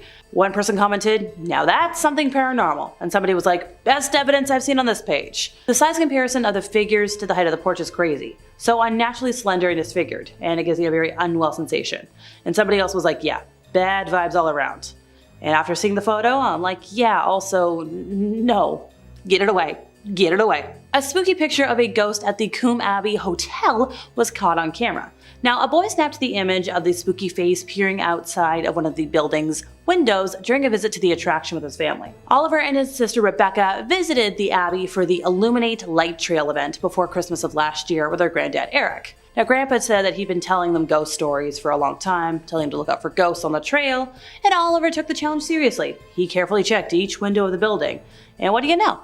He found something. In one of the first floor windows of the building, he saw a woman standing very still. He said she looked as though she was wearing Victorian-style clothes with a white cap and an apron over a black dress. And he said, when I saw this strange figure looking out of the window, staring at the garden, he took a photo on his mom's phone, which he was using to take pictures of the pretty lights. He zoomed in as far as he could, and she was much clearer to his eye than in the photo. So Oliver then called his mom and sister over to look, but then as he did so, the figure didn't move, but she disappeared completely. So, the youngster and his granddad researched the Abbey ghosts online when they got home, and they found the sad story of Matilda, a former maid at the Abbey when it was the home of the Craven family. Now, it's not the first time that it's been claimed that Matilda has been captured on camera. Paranormal investigators who visited the Abbey in 2018 claimed to have seen a great number of apparitions, including capturing an image of Matilda. So the Abbey has a long history and was famously linked to the gunpowder plot as Robert Catesby and other anti-establishment conspirators planned to kidnap Princess Elizabeth, who was staying at the Abbey under the supervision of the king's close friends. Now, in the 12th century, it was the largest and most influential monastery in the area.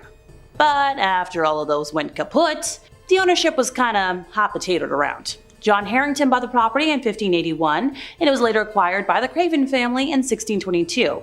Now, it stayed with them for like 300 years, and then the Abbey was extensively developed, with a number of buildings added. The last Lord Craven died in 1921, and the Countess was like, yeah, we're selling this off. So, City Council took over ownership in 1964, parks were opened to the public in 1966, and the hotel opened in 1995. I like covering my bases. Alright folks, this next paranormal footage shows a ghost spooking folks at a 300-year-old pub. A bottle of booze was spotted flying off a shelf behind the bar and plummeted to the floor. No workers were near the shelf, which was very well screwed in at the White Swan Inn, and it caused spillage down the back of the till, while the rest of the bottle stood perfectly in place. In the footage, a worker can be seen running to the scene of the spooky accident from the opposite direction, proving nobody was around when it happened. The manager said the bar staff was so creeped out afterwards. They felt the chills of the aftermath of this booze-destroying ghost. She's like, also, we now have 2 pieces of footage showing ghosts. We have no idea who it is. Maybe it's someone who just doesn't like booze. Right, I forgot. This is the second incident. The first one in February 2022 Bar manager confronted a group of guys because they were spilling drinks on the floor. But none of them had touched it. They were like, nope, not us, not us. And what do you know? The security camera footage proved that they were telling the truth. It shows a full pint glass sitting on a table and suddenly toppling over without anybody touching it. Now, the bar manager's been working at this pub for over 20 years, and apparently there's been up to several unexplained incidents over that time. She often feels like somebody's walking past, and other staff have complained that they feel like they're being watched when nobody's around. One time the manager moved out of the way of a dog to find out there was no dog. And finally, producers of the British ghost hunter show Most Haunted, well, they spent about 17 years trying to capture footage of a proper real spectre, and as of 2017, it seems like they found one. Members of the TV crew were reduced to fearful tears after they spotted and managed to get on camera a transparent ghostly figure ascending some stairs at an abandoned 17th century mansion in Yorkshire. The spine-tingling clip shows what appears to be a paranormal figure walking slowly down a dark corridor at Wentworth House in South Yorkshire. The TV show was at the mansion, investigating reports of a ghostly presence inside the stable block, following dozens upon dozens of unexplained sightings. Investigators Carl Beatty and Stuart Torvell managed to record the figure before chasing it down the hallway as it disappeared from view. Now, the host, Yvette, was left sobbing after watching the clip and said the video was the show's most groundbreaking footage to date. She's like, look, in all the years we've been doing this, we've always wanted to capture a ghost on camera. We've got so many different types of phenomena, objects moving on their own, voices, but this is the first time we've caught a man walking. It was only when we edited it that I saw it and I just burst into tears. I was just sobbing, which, hey, good for you. Number 5, Brazil. Coming up first on our list of ghost footage that's been freaking out the pros and spooking the amateurs alike is this bizarre clip captured and uploaded to the internet by one Mr. Miracle BR. Thank you, Mr. Miracle. Mr. Miracle shared this, and we're glad they did, even if it does have us questioning the nature of our reality ever so slightly. The footage appears to be a body camera footage of a police raid in Brazil, where a group of plain-clothed officers are ready to kick down doors to deal with whatever's hiding inside. Of course, they might just be the wrong emergency department to call, as it seems like the Ghostbusters might have been a lot more appropriate. Take a look now. When they kick in that door, either they used a little bit too much force, or there's something in there they're not going to be able to put handcuffs on. The door keeps banging, swinging rapidly and violently back and forth in place. Whatever's going on with this one door seems to be present on all the doors in this warehouse, as every door they pass through starts swinging violently as if it's got a mind of their own, leading to the men getting understandably jumpy. You know, the academy doesn't teach you how to deal with ghosts. They start looking over their shoulders over and over, and the video cuts pretty short when the men start to dart down the hall, running away in a flurry. Running away from what, I wonder. Now, this clip alone is already pretty unsettling. Imagine, even with you and your squad, well trained, heavily armed, I still think seeing something you can't explain would have me on edge in a building that already looks pretty creepy. The creepiest part, though, is apparently this happens to cops more than we know. When the clip was posted, someone on Reddit responded with their own experience in the service, and they wrote, "I've cleared some creepy buildings as a cop. The most unrealistic thing about this video is that they kept going. I remember clearing this abandoned plantation house that still had an alarm hooked up with my partner. As we cleared each room, we left the doors open so we knew we were cleared. Turned around after the last door and all the doors were shut. Noped on out of there." Makes a lot of sense. I would probably do the same. And if you're looking for way more videos about ghosts, goblins, ghouls, and basically everything freaky above the sun and below it, Top 5 Scary is the place to be. Hit that subscribe button, please tickle that little bell if you wouldn't mind, but do that after this video, because we got way more ghost sightings coming up for you right now. Coming in at number 4, back in the late 1930s, on an especially dark evening, a nun was driving a school bus filled with children home after a field trip. They were heading down Shane Road, but when approaching the railroad crossing, the bus abruptly stalled out on the tracks. Most of the students were sleeping, so the nun was quietly attempting to start the engine back up, when a train emerged, seemingly out of nowhere, as its headlamp was burned out. Something that hopefully wouldn't happen anymore. It was too late to evacuate the children, as the train was moving way too fast. The nun, desperately and frantically, turned the key, making one last attempt to restart the bus, just as the train smashed through the bus, cutting it in half. The nun was thrown through the windshield, but miraculously survived. The rest of the folks on the bus weren't as fortunate and passed from the event. A few weeks later, the nun, guilt-ridden and heartbroken, returned to the site of the accident, filled with guilt and wanted to end her life. She parked her car on the tracks and sat there, waiting for the next train to come along. Later, when a train came into sight, speeding down towards her. In the same way as that tragic night, the nun began to hear some familiar voices. Then, her car began to move forward as if it was being pushed from behind, rolling to safety just as the train passed by. In disbelief, the nun got out of her car and began looking around, expecting to find some sort of good Samaritan, but didn't see a single person. She looked back at her car and noticed child-sized handprints on the back of her trunk and realized that the ghosts of her students had saved her life. The nun was then blessed with a new purpose in life, and she opened a school for orphans, teaching there for the rest of her days. It is said that to this day, if anyone parks their car on or near the railroad tracks at Shane Road, ghostly children will push the vehicle to safety, as they are determined to make sure that no one meets the same gruesome fate that they suffered. Many locals have made claims that say that you can hear the rumbling sounds of a train nearing, the steam whistle howling, and the screeching of wheels as if the train is grinding to a halt, but nothing is there at all, except for the haunting chill of the night. One of the children from this accident is more, shall I say, social than the others, and sometimes tries to find her way home. Not long after these initial incidents, a woman was driving down Shane Road late one night, and as she approached the railroad crossing, she saw a little girl standing all alone on the side of the road, holding a teddy bear. Now this woman immediately stopped, pulled over, and offered the girl a ride home. Once they arrived at the girl's house, the child was hesitant to leave the vehicle and to head inside. The woman assumed that the girl must have run away from home after a fight with her parents and offered to head to the house first to reassure the family. When the woman got out of the car, she looked back to give the child a reassuring smile, but the girl had completely vanished. She quickly reopened her car door, but no one was there. However, the seatbelt was still fastened. The photo evidence we have from this tale shows the little girl waiting by the tracks, just wanting to get home. Our next weird clip for you is going to be this footage that was uploaded to the Ghosts subreddit. It's got investigators talking and viewers pausing to try and understand just what's going on. And a shout out to the Ghosts subreddit. Thanks for doing most of the heavy lifting on my job. Now you might think that ghosts and spirits only come out to play at night, but when the weather's nice, even the ghosts and ghouls and all things malevolent come out to soak up some rays. Let's give that clip a quick watch. Did you see it? Kinda hard not to. The white specter rushing by the side of the house. The user posted this with the caption, "Coworker caught this outside of his house and we're speechless," and it's easy to see why.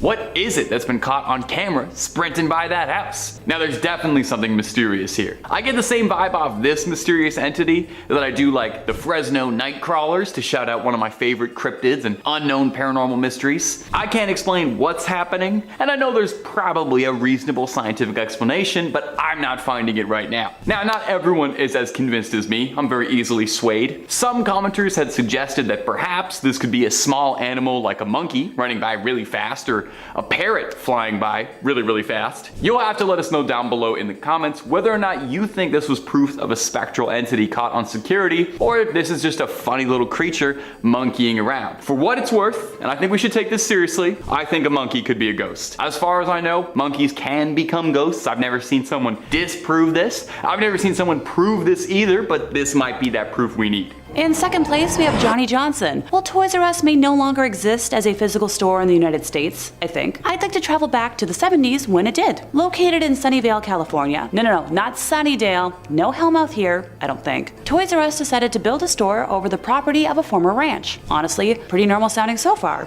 right? Staff and customers alike began to report multiple incidents of what they believed to be a haunting, ranging from hearing their names whispered to them, or feeling cold breezes, and seeing objects moving around on their own. The woman's bathroom, in particular, seemed especially spooky because the sink's faucet taps would turn on by themselves. Oh, and some female employees said they experienced what felt like some invisible being playing with their hair, which... In 1978, psychic Sylvia Brown held a seance there for the first time, determined to identify the entity. The ghost haunting the store allegedly revealed himself as Johnson. Johnson's ghost told Brown that he was a preacher and a ranch hand in the 1880s on what was then the Murphy family farm. He spoke with a mild Swedish accent, and his first name was either John, Jan, or Johan. 10 out of the 16 people assembled there for the seance said they heard a high buzzing noise when Sylvia was supposedly listening to the ghost. The ghost told her that he had been in love with Murphy's daughter Elizabeth, who ran off with an East Coast lawyer. Old news clippings say that Johnson accidentally hacked his leg with an axe while carelessly chopping down trees and met his end from the injuries. Sylvia repeatedly went back to the Toys R Us to communicate with Johnny, who she called the most stubborn, ornery, argumentative ghost she'd ever met in her book, stating that she had tried many times to explain to him that his lifetime as Johnny Johnson had ended. Apparently Johnny got so frustrated about being told that he had passed that he gave her the ultimatum that if she ever brought it up again, he would go silent. Sylvia let the matter drop since she and the ghost supposedly had a quasi-friendship where they would chat about the annoying and noisy kids who frequented the store. A 2007 piece on Snopes, which if you're unaware of, is a pretty legitimate fact-checking site, featured a woman named O'Brien who had worked at the store for over 18 years stocking shelves, claiming that she didn't believe in ghosts, but when you feel a breeze behind you or someone calls your name and there's nobody there, funny things happen that she just couldn't rationally explain. The report talked about dolls and toy trucks leaping off the shelves, balls bouncing down the aisles, and children's books falling off the racks. Baby swings would move on their own. The folks at Toys R Us say they've tried to explain it logically, but they've got nothing. Johnny was captured on camera in 1978, casually leaning against the shelves while the group that was there for the seance is shown sitting. Now that the store is no longer a Toys R Us, it has housed a Spirit Halloween, which feels fitting for some weird reason. Number 1, the Arizona truck ghost. You ask any man of the road, ask them if they've ever seen anything strange up there, and they'll tell you everything. And this next clip is just more fuel for that fire. William Church is a truck driver who was driving down Arizona State Route 87 on March 11th, and he saw something he couldn't explain. And this time, it wasn't just the heebie-jeebies from one too many coffees and a Slim Jim for breakfast. He spotted something spectral on the road that was recorded by his dash cam, and he thinks this translucent figure was something not of this world. You can see the lines through the legs making a figure, Church told Fox News. Now there are some locals who believe that the highway itself is haunted. It was first built in 1927 and stretching across approximately 273 miles, there's a good bit of tragic history on Route 87. It's been described as one of Arizona's most treacherous roads, and as such, countless fatal car accidents have occurred on this particular stretch of land. Could it be that because of this, there's spirits still trapped on the long, lonely road, wandering around looking for a home they'll never be able to return to? After Church's video was uploaded and went a bit viral, viewers reported that they'd seen a lot of supernatural activity around Arizona's highways. If I'm ever traveling through Arizona, I think I will take a boat. Perhaps. One of Arizona's many plentiful boats for its vast and teeming rivers and lakes. That's what everybody knows about Arizona. It's a really wet state, right? Really wet state. Number 5. Ghost Hunter Gina. One terrifying paranormal encounter video from Ghost Hunter Gina went viral on TikTok. It captured an inexplicable encounter with a supernatural being. It left viewers both intrigued and completely unsettled. The video, posted by user Ghost Hunter Gina, began with a detailed description explaining that the footage was recorded during the investigation of an old, abandoned asylum, which is known for its haunting paranormal history. The video commenced with Ghost Hunter Gina and her team descending into a dimly lit basement, armed with flashlights and ghost hunting equipment. They appeared to be nervously excited and justifiably slightly apprehensive. As the camera panned through the eerie, darkened, and decaying corridors, viewers could feel the tension in the air, as though they were there themselves.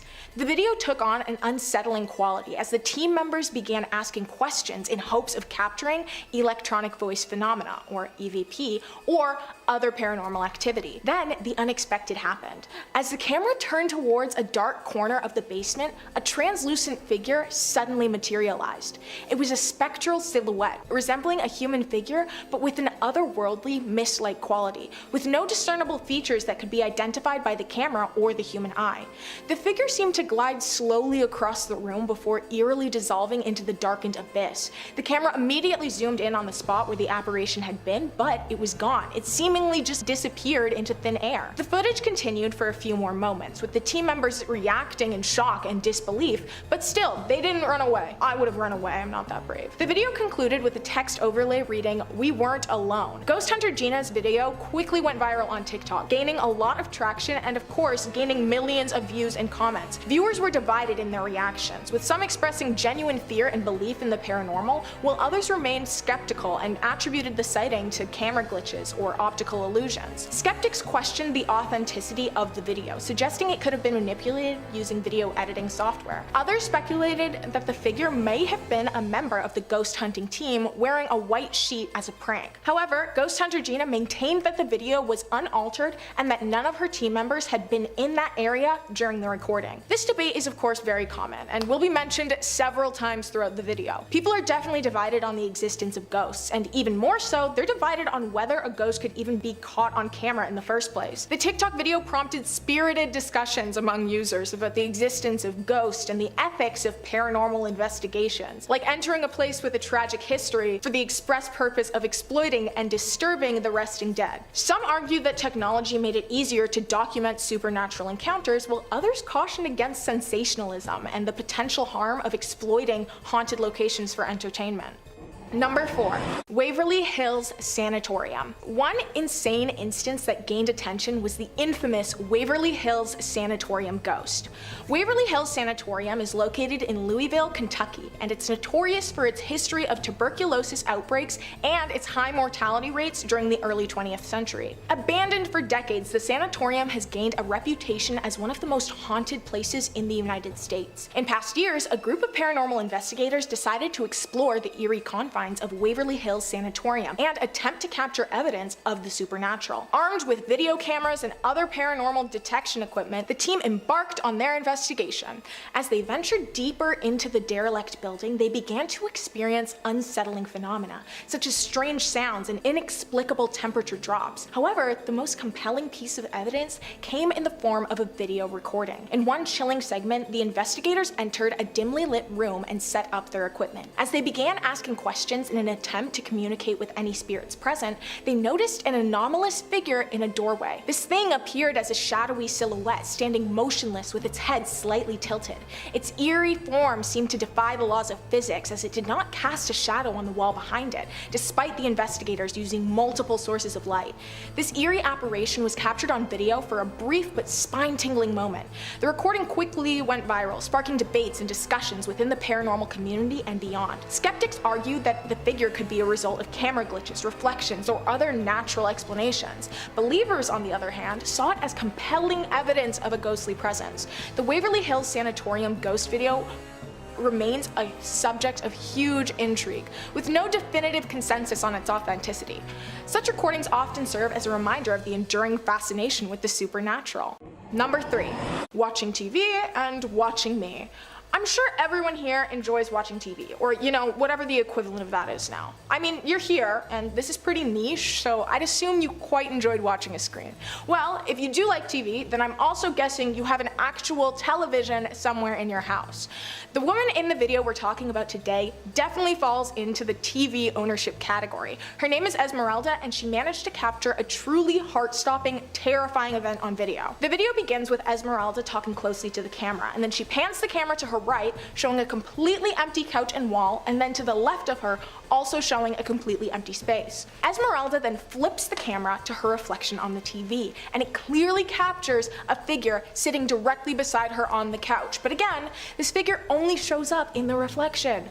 Esmeralda's demeanor in the video is extremely calm, which kind of terrifies me. Like, if I were to see a shadowy creature sitting beside me in a TV reflection, I would likely scream, leave my house, and never return. Like, ever again. I'd be gone. This amazing woman was just sitting there calmly, finding a sort of disbelieving humor in the situation, which to me is truly astonishing. I would definitely want her on the real-life Ghostbusters team. Many users and commenters began to speculate on what the figure could be. One consensus that really sparked my interest was the theory that the figure is a ghost showing up in the mirror dimension. There are a lot of stories about mirror dimensions and a lot of superstitions that come with them, like don't have a mirror facing your bed, or don't break a mirror or you'll have bad luck for 7 years. These all come from the idea that mirrors have a special dark force that should not be released.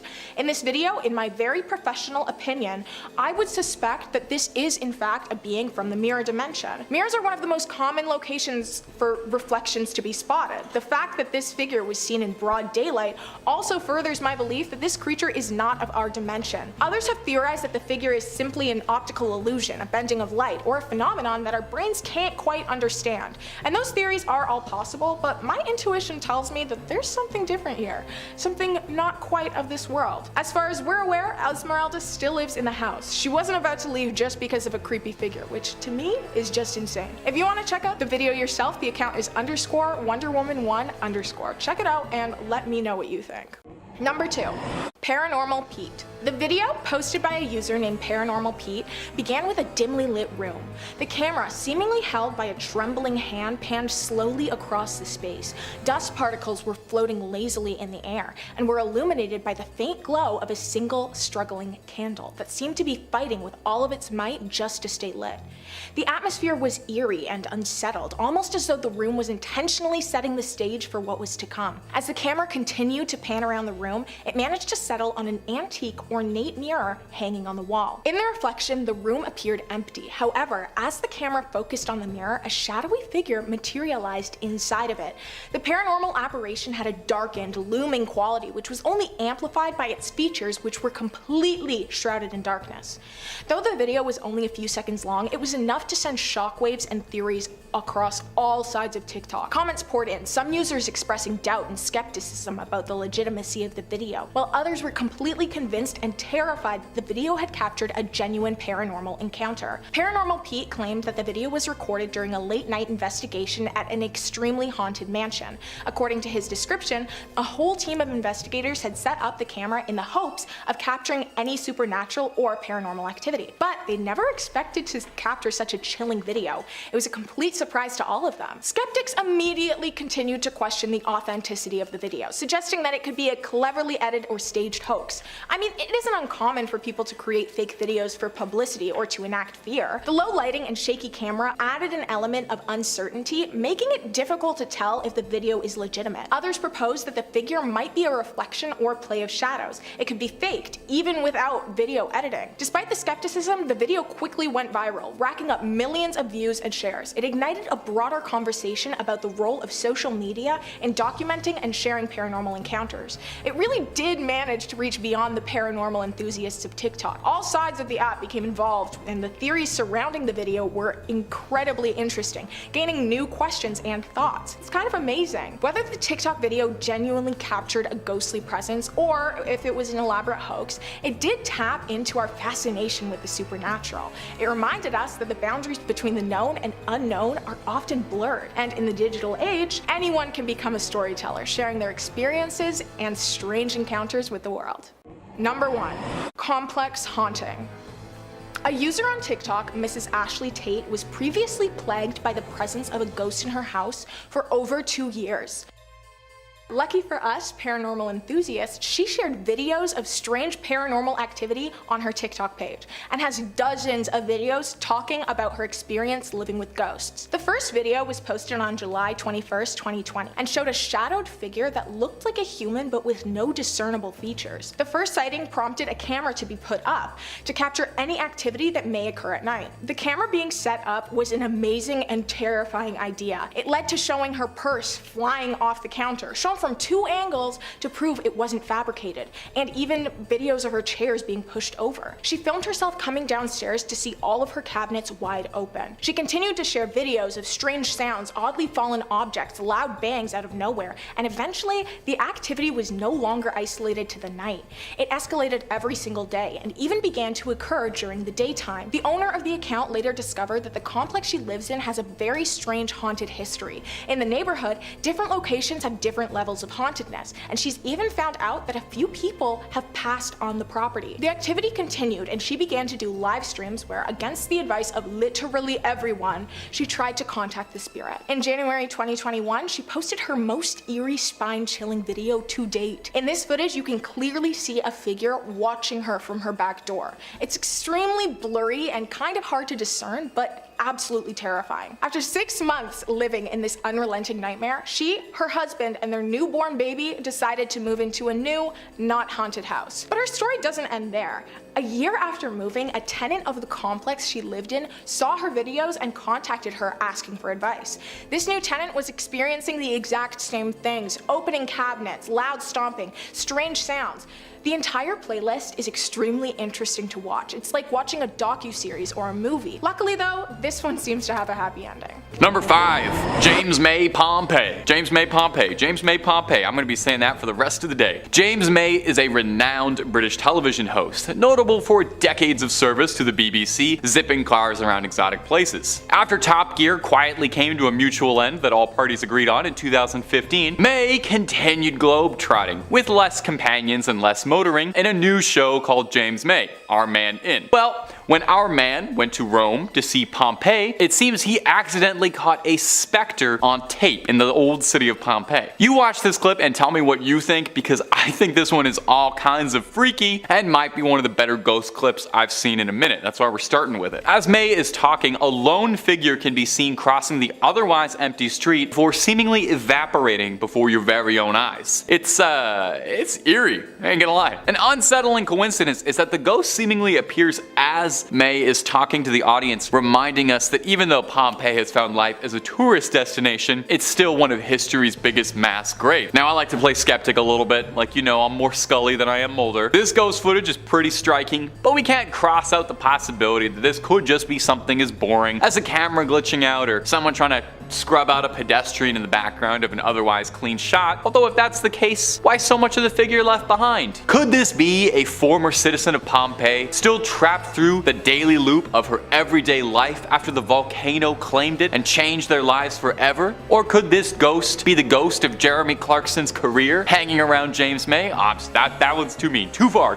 Anyway, we may never know. Let me know down below in the comments what you think of this one. And if you're looking for way more ghost videos, you already know I'm about to tell you top 5 scary is where to be. And if ghosts aren't your jam, we have got just about everything freaky under the sun and above the sun you could possibly imagine. Cryptids, conspiracies, aliens, true crime, fake crime, baby, we got it. If it's spooky, we've done a video or 3 on it. So hit subscribe, hit the bell, and don't miss a single second. But do it after the end of this video, okay? We got way more ghosts coming up for you. Number 4, the insane asylum ghost. This next clip is one that is going to have the hairs on the back of your neck standing on end. This was originally posted to the Ghosts subreddit. A user by the lovely name of Random Doge 47 posted that she'd recently visited the Heartwood Insane Asylum, just as a visitor. Don't want to make that clear, not a patient. It's an abandoned mental facility in the UK that's long been thought to be the home of malicious spirits and poltergeists of former patients who never managed to find peace and drift off towards the afterlife. Definitely given bad vibes looking at pictures of this. Pictures of abandoned hospitals give me the creeps. Something bad. You can just tell nothing good has ever happened here, and nothing good will continue to happen here. Take a look at this footage. In the clip, we see someone or something in the top window seemingly noticing that they're being recorded and then hurriedly shutting the window to sneak off into the night. Now that's pretty darn creepy, but you could be thinking, wow, what if it's just the Redditor's friend or something and they schemed this hoax by preparing somebody. They had somebody climb up in there. Well, the place is locked up and the interiors are dilapidated in a state of serious disarray, and it's all collapsed in on itself and couldn't really support anyone up on the top floors. The windows are locked and the Redditor said there was no easy way for someone to get in. So what is happening here? Is this the ghost of a former patient? Someone who managed to sneak inside and is squatting inside an abandoned insane asylum? 3 raccoons in a trench coat pretending to be human and hiding out in an abandoned asylum where they live and go on little adventures? It could be, and that's what scares me. But you let me know what you think this could be, okay? Number 3, security footage. Now we got ourselves another clip from the Ghost subreddit. What can I say? If you want to look at ghosts, it's a pretty good place to go. They're all right there. This one was posted to us from user Ryman8 with the caption, "Something set off the security footage on one of our properties. Nothing was stolen, this is the footage." Now you take a look for yourself at the spine-tingling footage. This is one of those ones I had to watch twice, so don't feel bad if you gotta scoot back 30 seconds to watch it again. Let's roll it. At first, it might just seem like a frame at a skinamarink. I had to really press my nose up to the monitor to see what was going on here. But you can see the faintest silhouette of a figure creeping through in the background, seemingly walking through thin air, barely able to make it out. And then when you see it, you're probably never gonna sleep again as you see that ethereal little shape moving through the room. Now, the poster claims that the front door to the property was open, and that is what triggered the alarm and triggered the security footage. Who could have done that? that if not for this malevolent spirit. One commenter suggested that it was possible that the energy dispelled by the ghost could have been what set off the alarm and opened the door, and that's why it looks so spectral and ethereal on the footage. What do you all think out there, my internet comment hive mind? Is this some real proof of something from another world walking into ours? Or is this just some dust and light hitting the camera at just the right angle and our eyes filling in the details we wish we were seeing? Please do let us know down below. Doing some digging on this one, the Redditor returned to the same thread a year later and reported that nothing else like this had ever happened, and that he'd researched evidence of any spirits in the local area or on this property and couldn't find anything. So this could just be a one-off incident, or it could be something much more sinister. It could be. I can say whatever I want when I'm talking into a camera. I could say that all of these are aliens if I wanted to. I'm in control here. Number 2, the Ghost Palette. Coming up next on this list, we have got some more weird security footage to tickle your viewing pleasure. There's no ethereal figures walking around in this one, but it is pretty spooky nonetheless. This footage was posted by someone who used to work in a meat packing plant, but presumably left when they saw this security camera footage and found out the joint was haunted. In the video, we can see a pallet jack on the CCTV freaking out, seemingly being pulled or moving itself around the warehouse. I've got to say, haunting aside, the atmosphere of this particular meatpacking plant already seems scary. You know, it's flickering lights, cold looking floors. I'm pretty sure this is the meat plant where Jigsaw was playing his funny little games. Back to the topic at hand. What is going on with that pallet jack? There's no reason for it to be moving. There's no wind or anything to push it, and it looks like someone is manually moving it around, if not a little awkwardly. Could it be a ghost who got itself hired? Or is it the ghost of an employee of the meat plant who's still stuck working here? I gotta wonder if ghosts have rights or like a ghostly union, because it does seem like the ghost is the only one on shift right now, and that can't be safe. Where's his ghostly supervisor? Is he making sure he's taking his 30? Now, some commenters with more experience in warehouse settings have suggested that the pallet jack malfunctioning like that could be faulty wiring, a loose axle, or something that could be causing it. There could be all manner of reasonable explanations, or it could be something supernatural sneaking into our world. So what do you think, my comment gang? Is this just a pallet jack on the fritz, or is this a ghost caught on camera? And finally, number 1, mystery orbs. Our last clip today comes to us from the subreddit High Strangeness, which I cannot recommend enough if you like paranormal and bizarre, inexplicable content on the internet, and I kind of suspect you do because you're watching this video, aren't you? But don't spend too much time there. Remember to come on back to Top 5 Scary. Posted to us by user Swingset Superman, this ring light footage has been puzzling viewers as they try to figure out what's going on and what was caught on camera. You take a look for yourself and you see if you got any luck putting this together. There appears to be a series of super bright lights floating outside around the front door. Now that might not be that odd, but it's the way they move I can't stop focusing on. They just don't seem like they're from this world, you know? They float around as if all the dots are connected in some way, moving in coordination. At first I thought they might be bugs, fireflies, or something, but I ain't never seen no bug move together like that. If anything, I think we can qualify these strange dots as a UAP, an unidentified aerial presence. That's what I see at first. It seems like a fleet of little minuscule UFOs, although maybe I have just made one too many UFO videos recently, and I think anything strange in the sky, regardless of height, are UFOs. Now, one commenter suggested these could be fairies or pixies of some sort, which would be interesting. I don't think we really talk much about fairies or sprites on the channel much at all. We always talk about scary supernatural things. Makes sense, we're Top 5 Scary, but I would love to talk about a fairy sometime. So I send it off to you, internet commenters. Take a look at the clip, look up the original source if you'd like, and you let me know what you think was captured by the camera that day. Maybe it was just a ghost dropping off a ghostly Uber Eats order. Number 5, The Walking Dead. My first true tale of phantasmic terror comes to us from Reddit user Jalcott. Answering a question posed in the thread, nurses and doctors of Reddit, what's the weirdest and most paranormal thing you've ever experienced? Hospitals already seem pretty haunted as is, so it's no surprise that there was so many good answers. But Jalcott stood out. Take a listen. I'm a psychiatric nurse, and early on in my career, I worked at a residential mental health facility. One of our residents was an elective mute, which means that he didn't talk, but there was no medical reasoning as to why. He had spoken earlier in his life, and in fact seemed quite normal back then, with the exception of being close to 7 feet tall. He'd been raised in the deep south and joined the army when he was 19, but one night he vanished. He was declared AWOL, and eventually he was declared missing, and later officially declared dead. However, 10 years later, a 7-foot tall man walked into a Virginia hospital ER in my part of the Midwest and said to the receptionist, "My name is Marion Deschênes, and I've been dead for 10 years. And according to the Redditor, those were the last words he ever spoke to anyone. He had shown up to the hospital covered in dust and wearing an old uniform that he'd been wearing the night he vanished. His social security had not been used at all, and he had no ID on him whatsoever. However, via fingerprints, they were able to identify him.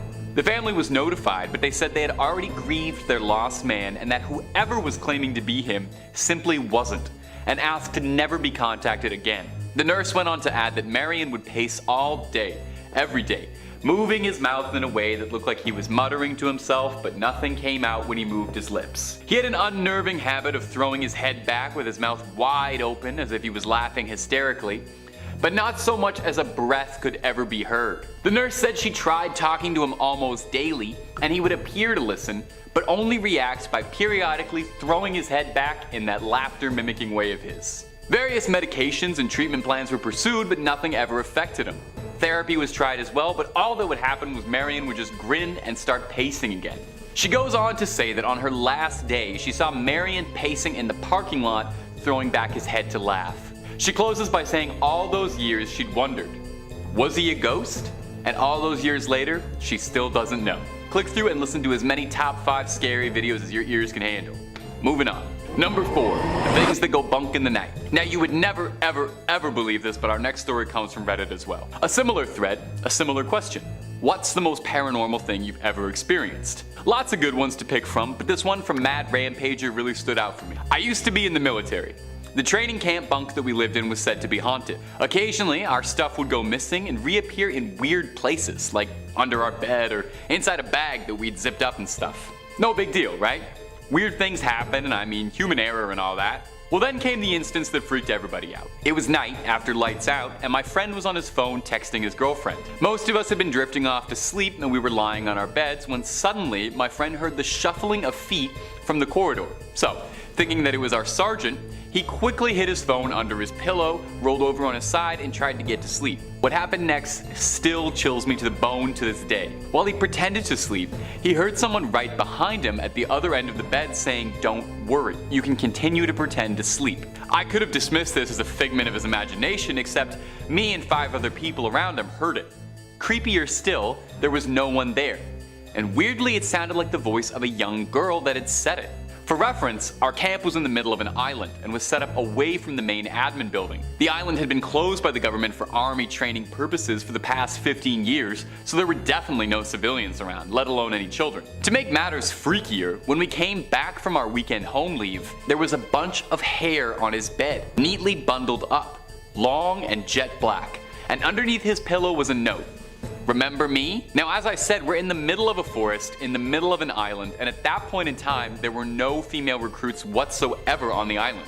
Our bunks were locked for the weekend, and the duty sergeant had no idea what had happened. We never spoke about it again after that night, and it still chills me every time I think about it. Number 3, old friends. Our next story is from a Reddit thread asking, "What's your ghost story?"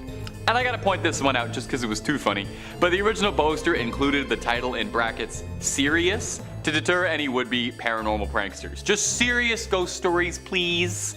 Luckily, Redditors obliged. User Barbed Cats shared this terrifying tale. When I was 37, I went to my high school reunion. I flew into the nearest airport and rented a car. The distance was about 35 miles through a very rural and almost abandoned part of the country. About 3 miles outside of town, I see someone on the side of the road flagging me down. Up in the North Woods, no one ever leaves someone else stranded, and it would turn out that the guy standing there was somebody I'd actually been to school with, my old friend Jim. Jim gets in the car and we start talking, catching up. I hadn't seen him in 20 years, but he still looked the same, maybe just a little bit older. We get to town and I ask him if he wants to come to the reunion with me and have a drink. He says no, just take me back home. Jim's parents had lived only a few blocks from my grandmother's, and I turned in that direction, but he said to take him to the part of town that really was just the outskirts, up by the fairground and the cemetery. There was a mobile home park out there, and I figured that must be where he lived. When we reached the end of the turn, he said, "Just drop me off here. It was nice to see you again," and he walked off into the night. So I went to the high school reunion, met up with some old classmates, and we start to talk. Now please understand me here. I am stone cold sober, nor do I ever take anything harder than soda. Tired after a 13-hour flight, but I was completely sober. As we were talking about who was showing up and who wasn't, I mentioned to my old classmate that I just picked Jim up a few miles off east of town and had dropped him up by the fairgrounds. Now for some reason everyone got really quiet. Even the guy belting out karaoke stopped, and my cousin went white as a shirt. Barb. Jim died 8 years ago. Rolled his car. I start to feel really dizzy, and I go out to the car to take some deep breaths and decide whether or not I'm going crazy. And there on the seat was a newspaper printed 8 years ago containing Jim's obituary. I still have that damn paper. Every now and again I take it out to stare at it, and I still wonder just what the hell happened that night. Number 2. Ghost on the line. The next story comes to us from a thread asking law enforcement officers of Reddit what is the creepiest call that you've ever been on. We get a very creepy answer from user Smokey Bonaparte sharing this creepy little tale. The Redditor writes, 911 dispatcher calling in. We received a call from an elderly lady who had trouble breathing. I had taken several calls from her before and her husband in the past, so I recognized the voice. I dispatched an ambulance to her residence and held her on the line trying to keep her calm while the ambulance was responding. Ambulances advised that they had a 15-minute ETA as she was in a very rural part of West Virginia. I'm talking to her just about her husband and how she was doing, and just making pretty standard small talk with her. The ambulance arrives and I let them know that she is in severe respiratory distress, and I still had her on the line. I let her know the ambulance is coming to her door, to go answer the door, and she says okay and hangs up the phone. Oh, that's pretty normal, right? Well, here's where it gets very weird. The EMT and paramedic on scene call back about a minute after, and they say that no one is answering the door. We have a sheriff in the area pulling on scene about that time. The sheriff unit confirmed the address, and he's breaching the door to make access to the PT. 5 minutes go by, and the paramedic on scene radios to ask me who called. I tell him it was the elderly woman who lived on residence. He tells me he's going to call this in and he needs to speak with my shift supervisor. We get him over to the supervisor, and the supervisor confirms the same information I relayed, that it was all correct, and asks what's going on. Apparently the old woman had been dead for a while and was already in full rigor mortis. They thought I was wrong on the caller, but the other dispatchers played it back for them and confirmed it was the old woman who called. The ambulance transferred the hospital and we got the same calls and disbelief from the doctors. But I took a call from a ghost that day. Number 1. Uninvited guest. Closing off our list is this story which chilled my spine like Sub-Zero. Coming to us from user Parole Model, which hey, by the way, love the pun. It was from an Ask Reddit thread asking, what's the creepiest thing that's ever happened to you? Lots and lots and lots of good ones, but this one took the cake. So lend an ear. I used to visit my friend at her house out in a rural farming area before she moved. I'd sleep over a lot and we'd just hang out and draw. I usually slept in the living room and on the couch, and there were 2 mirrors in the room that were fairly close to the TV. When the TV was off and I was walking by, I started seeing shadows move behind me. I thought it might just be something off the TV screen, and then one evening I walked into the living room to get my sketchbook so I could sketch in her bedroom. I bent over and picked it up, stood up straight, and I looked in the mirror and saw a man behind me. A man standing in the hallway leading to the living room. He was average height, bald, and a bit old. I turned to look at him and no one was there. I turned to look at the mirror again and he was gone. I felt more than a little spooked. Another time we were just sitting in the living room and we heard what sounded like a kid's footsteps running across upstairs quickly. She had 2 adult siblings, but they were out at work leaving us all alone. Around that time I decided to sleep in my friend's room instead of the living room, only to wake up in the middle of the night to see 4 posters slowly get peeled off the wall. No, it wasn't just them falling and dragging each other down. It looked as if someone was carefully unsticking the tape and removing them. The next morning my friend put them back up saying, well, I need to get some better tape. She and her family eventually moved out because they couldn't afford to keep living there anymore. We'd never really talked about anything that had happened in that house, as if talking about it might actually make it worse. But after she moved, I finally confronted her and said it. I said, dude, your house was haunted. I hope you knew that. She replied, yeah, we knew it was. Some guy and his granddaughter used to live there, but he took her life and then took his own. So it was probably them or something. I never told you because I didn't want to scare you. Later, she would dig out a copy of a news article she got from a local paper about the crime. the picture that went with the article was the exact man I saw all those years ago. Number 5 on this list is St. Mary's Catholic Church. This is a Catholic church in Nashville, Tennessee that is apparently deeply haunted. World on Fire says there are 3 ghosts rumored to haunt this church and its grounds. One story holds that a priest died during construction of the church. Another story claims that during the Civil War, a Catholic priest serving as a chaplain for the Confederate Army was shot and killed in the church. There's another rumor that the ghost is the spirit of Bishop Richard P.S. Miles, the first bishop of Diocese of Nashville, who died in 1860. He was buried in the church basement and supposedly still haunts his old stomping grounds. According to one story from 1937, a pounding at his bedroom door woke up a priest in the rectory, but he could find no one there. After he fell asleep, he was woken up again, this time by a pounding on the headboard of his bed.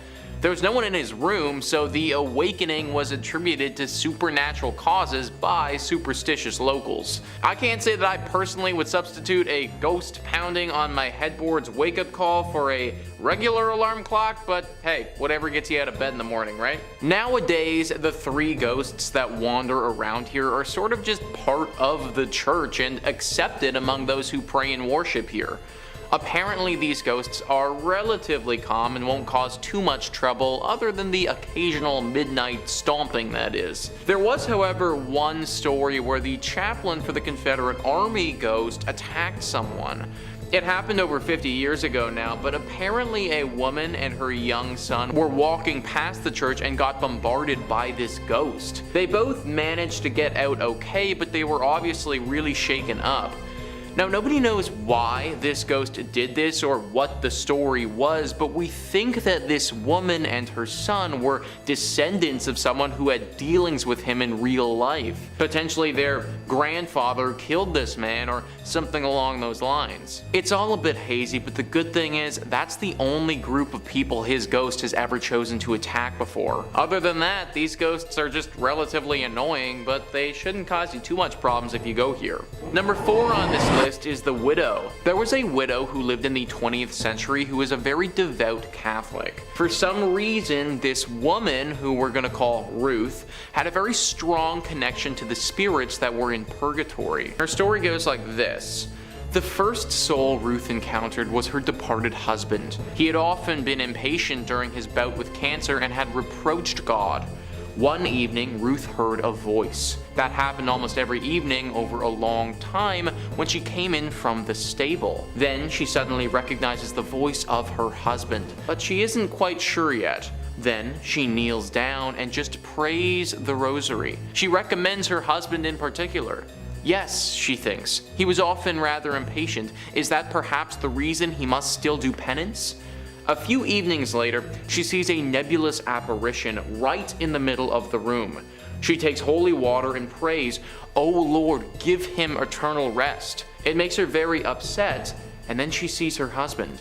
He speaks quietly. "Don't be afraid, Ruth, it's me. I may come here to ask your help. Pray 3 chaplets each day." And then he was gone. So every day she prays 3 chaplets. Each time she adds, "Good God, forgive my husband his impatience when he suffered." After some weeks, her husband stands again in the middle of the room. He looks well. He's friendly and beautiful. She recalls how he was a young man. He says nothing. He only looks at her so grateful and full of love. Then she asks him, "How are you, Jacob?" He answers clearly and quietly, "I'm fine. I may come soon. I thank you, Ruth. I thank you so much."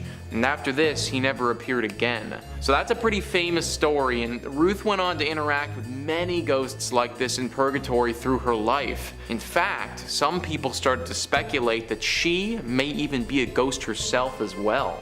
Number 3 on this list is the Most Holy Trinity Church. Here we have another Catholic church that's meant for worship, but has been riddled by a haunting. World on Fire says there are a few possible origins of the hauntings that supposedly plague this old parish. One claims that the current church building, built from 1882 to 1885, stands over an old cemetery where some bodies are still buried. Supposedly the ghosts of the folk under the church haunt the building and mysteriously turn lights on and off, open and close doors, and walk back and forth. Or it could just be living people doing those things, since those activities, believe it or not, are not limited to ghosts. The living can also open doors and turn on lights. At least they could last time I checked. Or maybe I'm a ghost and I don't even know it. Anyways, another source of the ghost legend is that one of the first pastors of the church, Monsignor Michael May, passed away in his bedroom and continues to haunt the church grounds. Apparently, visitors hear mysterious steps at all hours of the night, and dogs have been known to stare as if in a trance at the stairs and dining room of the rectory. In all honesty, dogs staring at things? Definitely not indisputable ghostly evidence. I mean, I've seen dogs do some weird stuff before, so I don't think that we can prove anything beyond a reasonable doubt based on their activities. However, it is very important to note nonetheless, whenever a big storm is coming, watch what your animals do. I bet that they'll go and hide or act differently right before a massive thunderstorm or a tornado or something. Us humans, we don't even notice it, we don't sense it at all, but they definitely will. This sort of weird sense, it also translates to ghosts as well, so maybe the dog really is seeing something from the afterlife at this church. Number 2 on this list is Anelise Michelle. This is a very sad story where there may not ever have been any ghosts involved, but they sure thought that there was. Wikipedia says, when Michelle was 16, she experienced a seizure and was diagnosed with psychosis caused by temporal lobe epilepsy. Shortly thereafter, she was diagnosed with depression and was treated by a psychiatric hospital. By the time she was 20, she had become intolerant of various religious objects and began to hear voices. Her condition worsened despite medication, and she became suicidal, also displaying other symptoms for which she took medication as well. After the taking of psychiatric medications for 5 years failed to improve her symptoms, Michelle and her family became convinced that she was possessed by a demon. As a result, her family appealed to the Catholic Church for an exorcism. While rejected at first, true priests got permission from the local bishop in 1975. The priests began conducting exorcism sessions, and the parents stopped consulting doctors. Anelise Michelle stopped eating food and died of malnourishment and dehydration after 67 exorcism sessions. Michelle's parents and the 2 Roman Catholic priests were found guilty of negligent homicide and were sentenced to 6 months in jail as well as a fine. This might not be the most terrifying of all of the ghost stories on here, considering the only real ghost involved was the fear that everybody had to begin with. Poor Anelise would have went through absolute agony in her final days when there probably wasn't any paranormal activity to even begin with. And finally, number 1 on this list is St. Rita's Church. Several decades ago, there was one heck of a ghostly interaction that went down at this church. World on Fire says, on All Souls Day in the early 1960s, St. Rita's Parish had a ghostly visitation. More than a dozen parishioners had gathered there to pray when sometime in the early evening the organ began to play by itself. Suddenly, 6 robed monks appeared, 3 wearing black and 3 wearing white. The parishioners attempted to flee, but they found the doors of the church were locked. The phantom monks moved towards the parishioners while the organ continued its dirge. Finally, the vision faded as a disembodied voice whispered, "Pray for us." So next time you see a ghost, it probably just wants to ask you a favor and hopefully not kill you. All they were asking for was a little prayer, which I think everyone would have been more than happy to indulge with at that time. Of course, having a bunch of ghost monks show up out of nowhere, lock all of the doors, and keep you in there, that's pretty terrifying. Everyone is still very wary around St. Rita's Church in case these monks ever do come back. Kicking off our list, we have Claude Monet in 5th place. Yep, the famed artist himself. If you're not familiar with his work, I'd recommend looking up Impression Sunrise, which is the painting that gave the name to the French Impressionism art movement, or his Water Lily series. Most of his work is made up of stunning landscapes, but I think Woman with a Parasol is my personal favorite of his. But you all came here for a ghosty moment, not for me to wax poetic about art, so let's hop into it. In 2015, the Cleveland Museum of Art was installing a new temporary exhibit from the Royal Academy of Arts in London titled Painting the Modern Garden, Monet to Matisse. The director of architecture was taking photographs to make sure everything looked, according to plan, when she noticed a figure showing up on an empty balcony. The photo in question shows a man with a long white beard, sporting a hat like one Monet was fond of wearing, and looking very much like the artist who was fond of painting his gardens at Giverny. Oh, forgot to mention, Monet was a very passionate horticulturalist on top of being a fantastic painter. The public communications associate who made a public statement on the photograph, Kelly Notaro, has claimed time and time again that the photo is not a hoax, not retouched in any way, and that many more sightings of Monet have been reported since by guests visiting the exhibit. The museum is home to other ghosties as well, with stories told of a little boy running through the gallery dressed in fashions from 1916 and a man in gray staring at the portrait of Jean Gabriel before disappearing into it. Night guards have reported their flashlights flickering on and off in the West Wing, and there's a mirror where visitors report seeing a man standing, but when they turn around, no one's there. Fascinating to me that Monet chose a small museum in Cleveland to appear in, and not the museum in Paris that's, dedicated to only his art. Maybe he felt cozy amongst all the other ghosts. Or perhaps he's traveling the world to make sure his art is safe? Let me know in the comments what you think. In fourth place, we have the Grey Lady of Hampton Court Palace. I guess I should probably introduce her formally to begin with, Dame Sybil Penn. She was a servant at Hampton Court to 4 Tudor monarchs, being the nurse of Prince Edward and also Elizabeth I, nursing her through smallpox before succumbing to it herself in 1562. Sightings of her ghost began being reported in 1829, when the church of the palace was rebuilt and her tomb was moved. I'd probably be ticked as well if I had been resting for that long and then was disturbed. I'm pretty cranky as a person if you wake me up from a deep sleep. Trust me. Once upon a time, I accidentally roared at a friend who was trying to wake me up. Not my finest moment. Anywho, soon after being so rudely disturbed from her grave, strange noises of a person working a spinning wheel were heard through a wall at Hampton Court, which led to the discovery of a previously unknown chamber containing an antique spinning wheel. My inner fairy tale nerd is screaming right now about Charles Perrault. Don't mind me. The photograph we're specifically discussing today was taken in 2015 by Holly Hampshire, age 12, who thought she was taking, a fairly routine picture of her cousin Brooke McGee, also 12, during a day out at the 16th century home while in the King's apartments.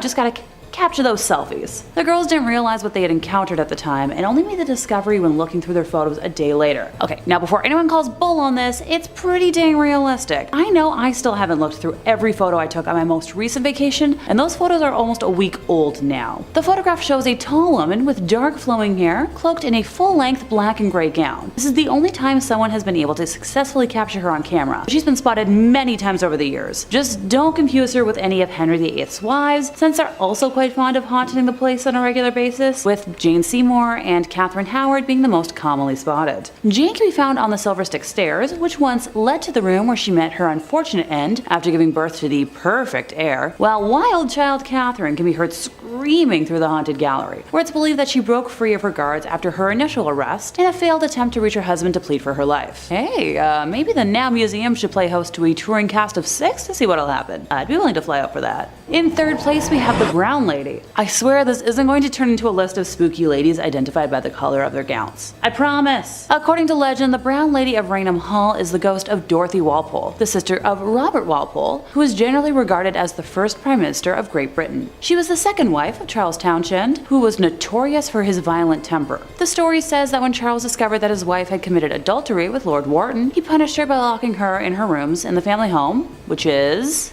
you guessed it, Raynham Hall. She remained there until her death in 1726 from smallpox. The first recorded claim of a sighting of the ghost was by Lucia C. Stone during a gathering at Christmas of 1835 when she observed the Brown Lady because of the dated dress she wore. The following evening, another guest claimed to have seen the Brown Lady again, later reporting that on this occasion he was drawn to the specter's empty eye sockets, which were dark in the glowing face. These sightings led to some staff permanently leaving Raynham Hall, and you know what? Valid. The next reported sighting was made in 1836 by Captain Frederick Marriott, a good friend of Charles Dickens and the author of a series of popular sea novels. It is said that Frederick specifically requested that he spend the night in the most haunted room of Raynham Hall to prove his theory that the haunting was caused by local smugglers to keep people away from the area and not by an actual ghost. The first 2 nights he slept with a personal safety bang device under his pillow and encountered nothing. If you didn't get what I'm referring to, just ask someone in the comments. On the 3rd night, his final evening, 2 young men knocked at his door very late at night as he was undressing to go to bed and asked him to step over to their room at the other end of the corridor and give them his opinion on a collector's item that had just arrived. As they were leaving the room, he brought his personal safety device, joking that it was in case he met the brown lady. When the inspection of the item was over, the young men declared that they would accompany him back, joking yet again about the brown lady. And this is where I warn y'all, if you tempt fate, fate will deliver. The corridor was long and dark, since the lights had already been extinguished by that point in the night, but as the group reached the middle of the corridor, they saw the glimmer of a lamp coming towards them from the other end, and assumed it was from one of the women in the home visiting a nursery. For context, the bedroom doors in that corridor faced each other, and each room had a double door with a space between, as is the case in many old-fashioned homes. Frederick felt uncomfortable being undressed around women, so out of modesty, slept within one of the outer doors with the guys, in order to conceal himself until the lady should have passed by. As my roomie would say, what a distinguished gentleman. He watched her approaching nearer and nearer through the crack of the door until she was close enough for him to distinguish the colors and style of her outfit, and he recognized the figure as the brown lady. He had his finger on the trigger of his device and was about to demand that the ghost stop and give the reason for its presence there, when the figure halted of its own accord before the door, and while holding the lighted lamp she carried to her features, grinned in a malicious and diabolical manner at him. Ooh la la. This act infuriated Frederick, prompting him to leap into the corridor and discharge the device in her face. The figure instantly disappeared in the tiny, kaboom, passed through the outer door of the room on the opposite side of the corridor and lodged in the panel of the inner one. Frederick never attempted to interfere again, so I'll give him a common sense point for that. The brown lady was caught on camera on September 19th of 1936 when Captain Hubert C. Prevand, a London-based photographer working for Country Life magazine, and his assistant, Andre Shira, were taking photographs of Raynham Hall for an article. They claimed that they had already taken a photograph of the hall's main staircase and were setting up to take a second when Andre saw a vapory form slowly taking on the appearance of a woman moving down the stairs towards them. Captain Hubert quickly took the cap off the lens while Andre pressed the trigger to activate the camera's flash. Later, when the negative was developed, the now famous image of the brown lady was revealed. The ghostly experience and photograph of the brown lady was published in Country Life magazine on December 26th of 1936, January 4th, 1937 edition of Life magazine. In second place, we have a photo of John DeFeo. Now y'all know how much I love talking about Ed and Lorraine Warren's cases, so this should come as a shock to no one. If anyone needs a quick briefing on the Amityville Horror House and not the movie, here goes it. On November 13th of 1974, during the very early morning hours, Ronald DeFeo Jr. ended his entire family and claimed that the demonic voices told him to do it. I'm talking both parents and 4 siblings. Look, I can't say that I've never joked about ending family members when I'm frustrated, but this is a bit too extreme for my liking. Oh, and about a year after that slaughter, a new family moved into the home, but fled after just 28 days, claiming it was haunted beyond any way to live in it, describing slime oozing from the walls, windows that would suddenly shatter, instances of levitation, and more. I'd be here for like an hour if I went into full detail. The image I'd like to highlight today was captured by Gene Campbell, a professional photographer who was part of the team who worked with paranormal investigators Ed and Lorraine Warren, who were called in by the Lutz family during the horrors they experienced while, still trying to live in the home. Gene had set up an automatic camera that took infrared pictures to capture the second floor landing during the night. It features what appears to be a young boy with white eyes, believed to be John, who is peeking out of a doorway. George Lutz revealed the Amityville ghost boy photo. George Lutz revealed this photo on the Merv Griffin show back in 1979, 3 years after it was taken.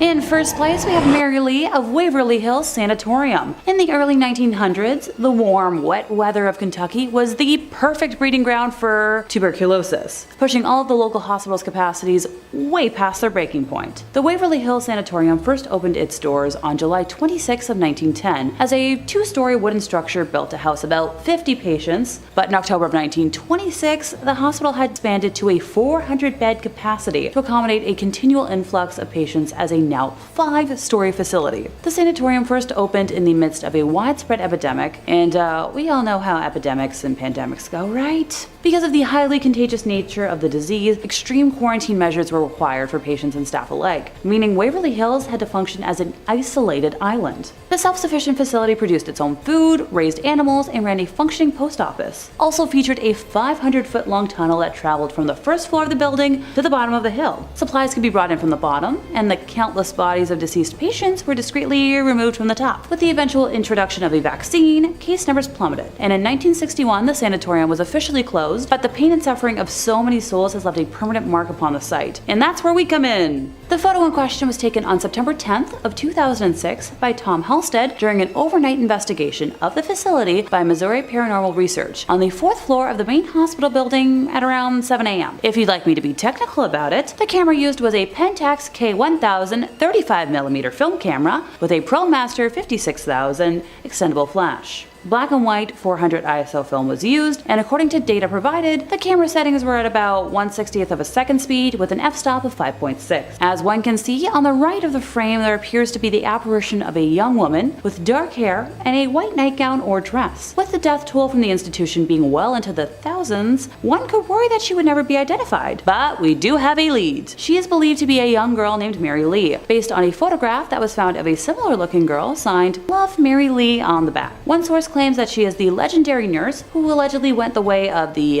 rope necklace in room 502 after learning she was pregnant by a doctor and had tuberculosis. If you visit the sanatorium today for one of their ghost walks, you'll be sure to encounter her amongst the spooky residents that never left.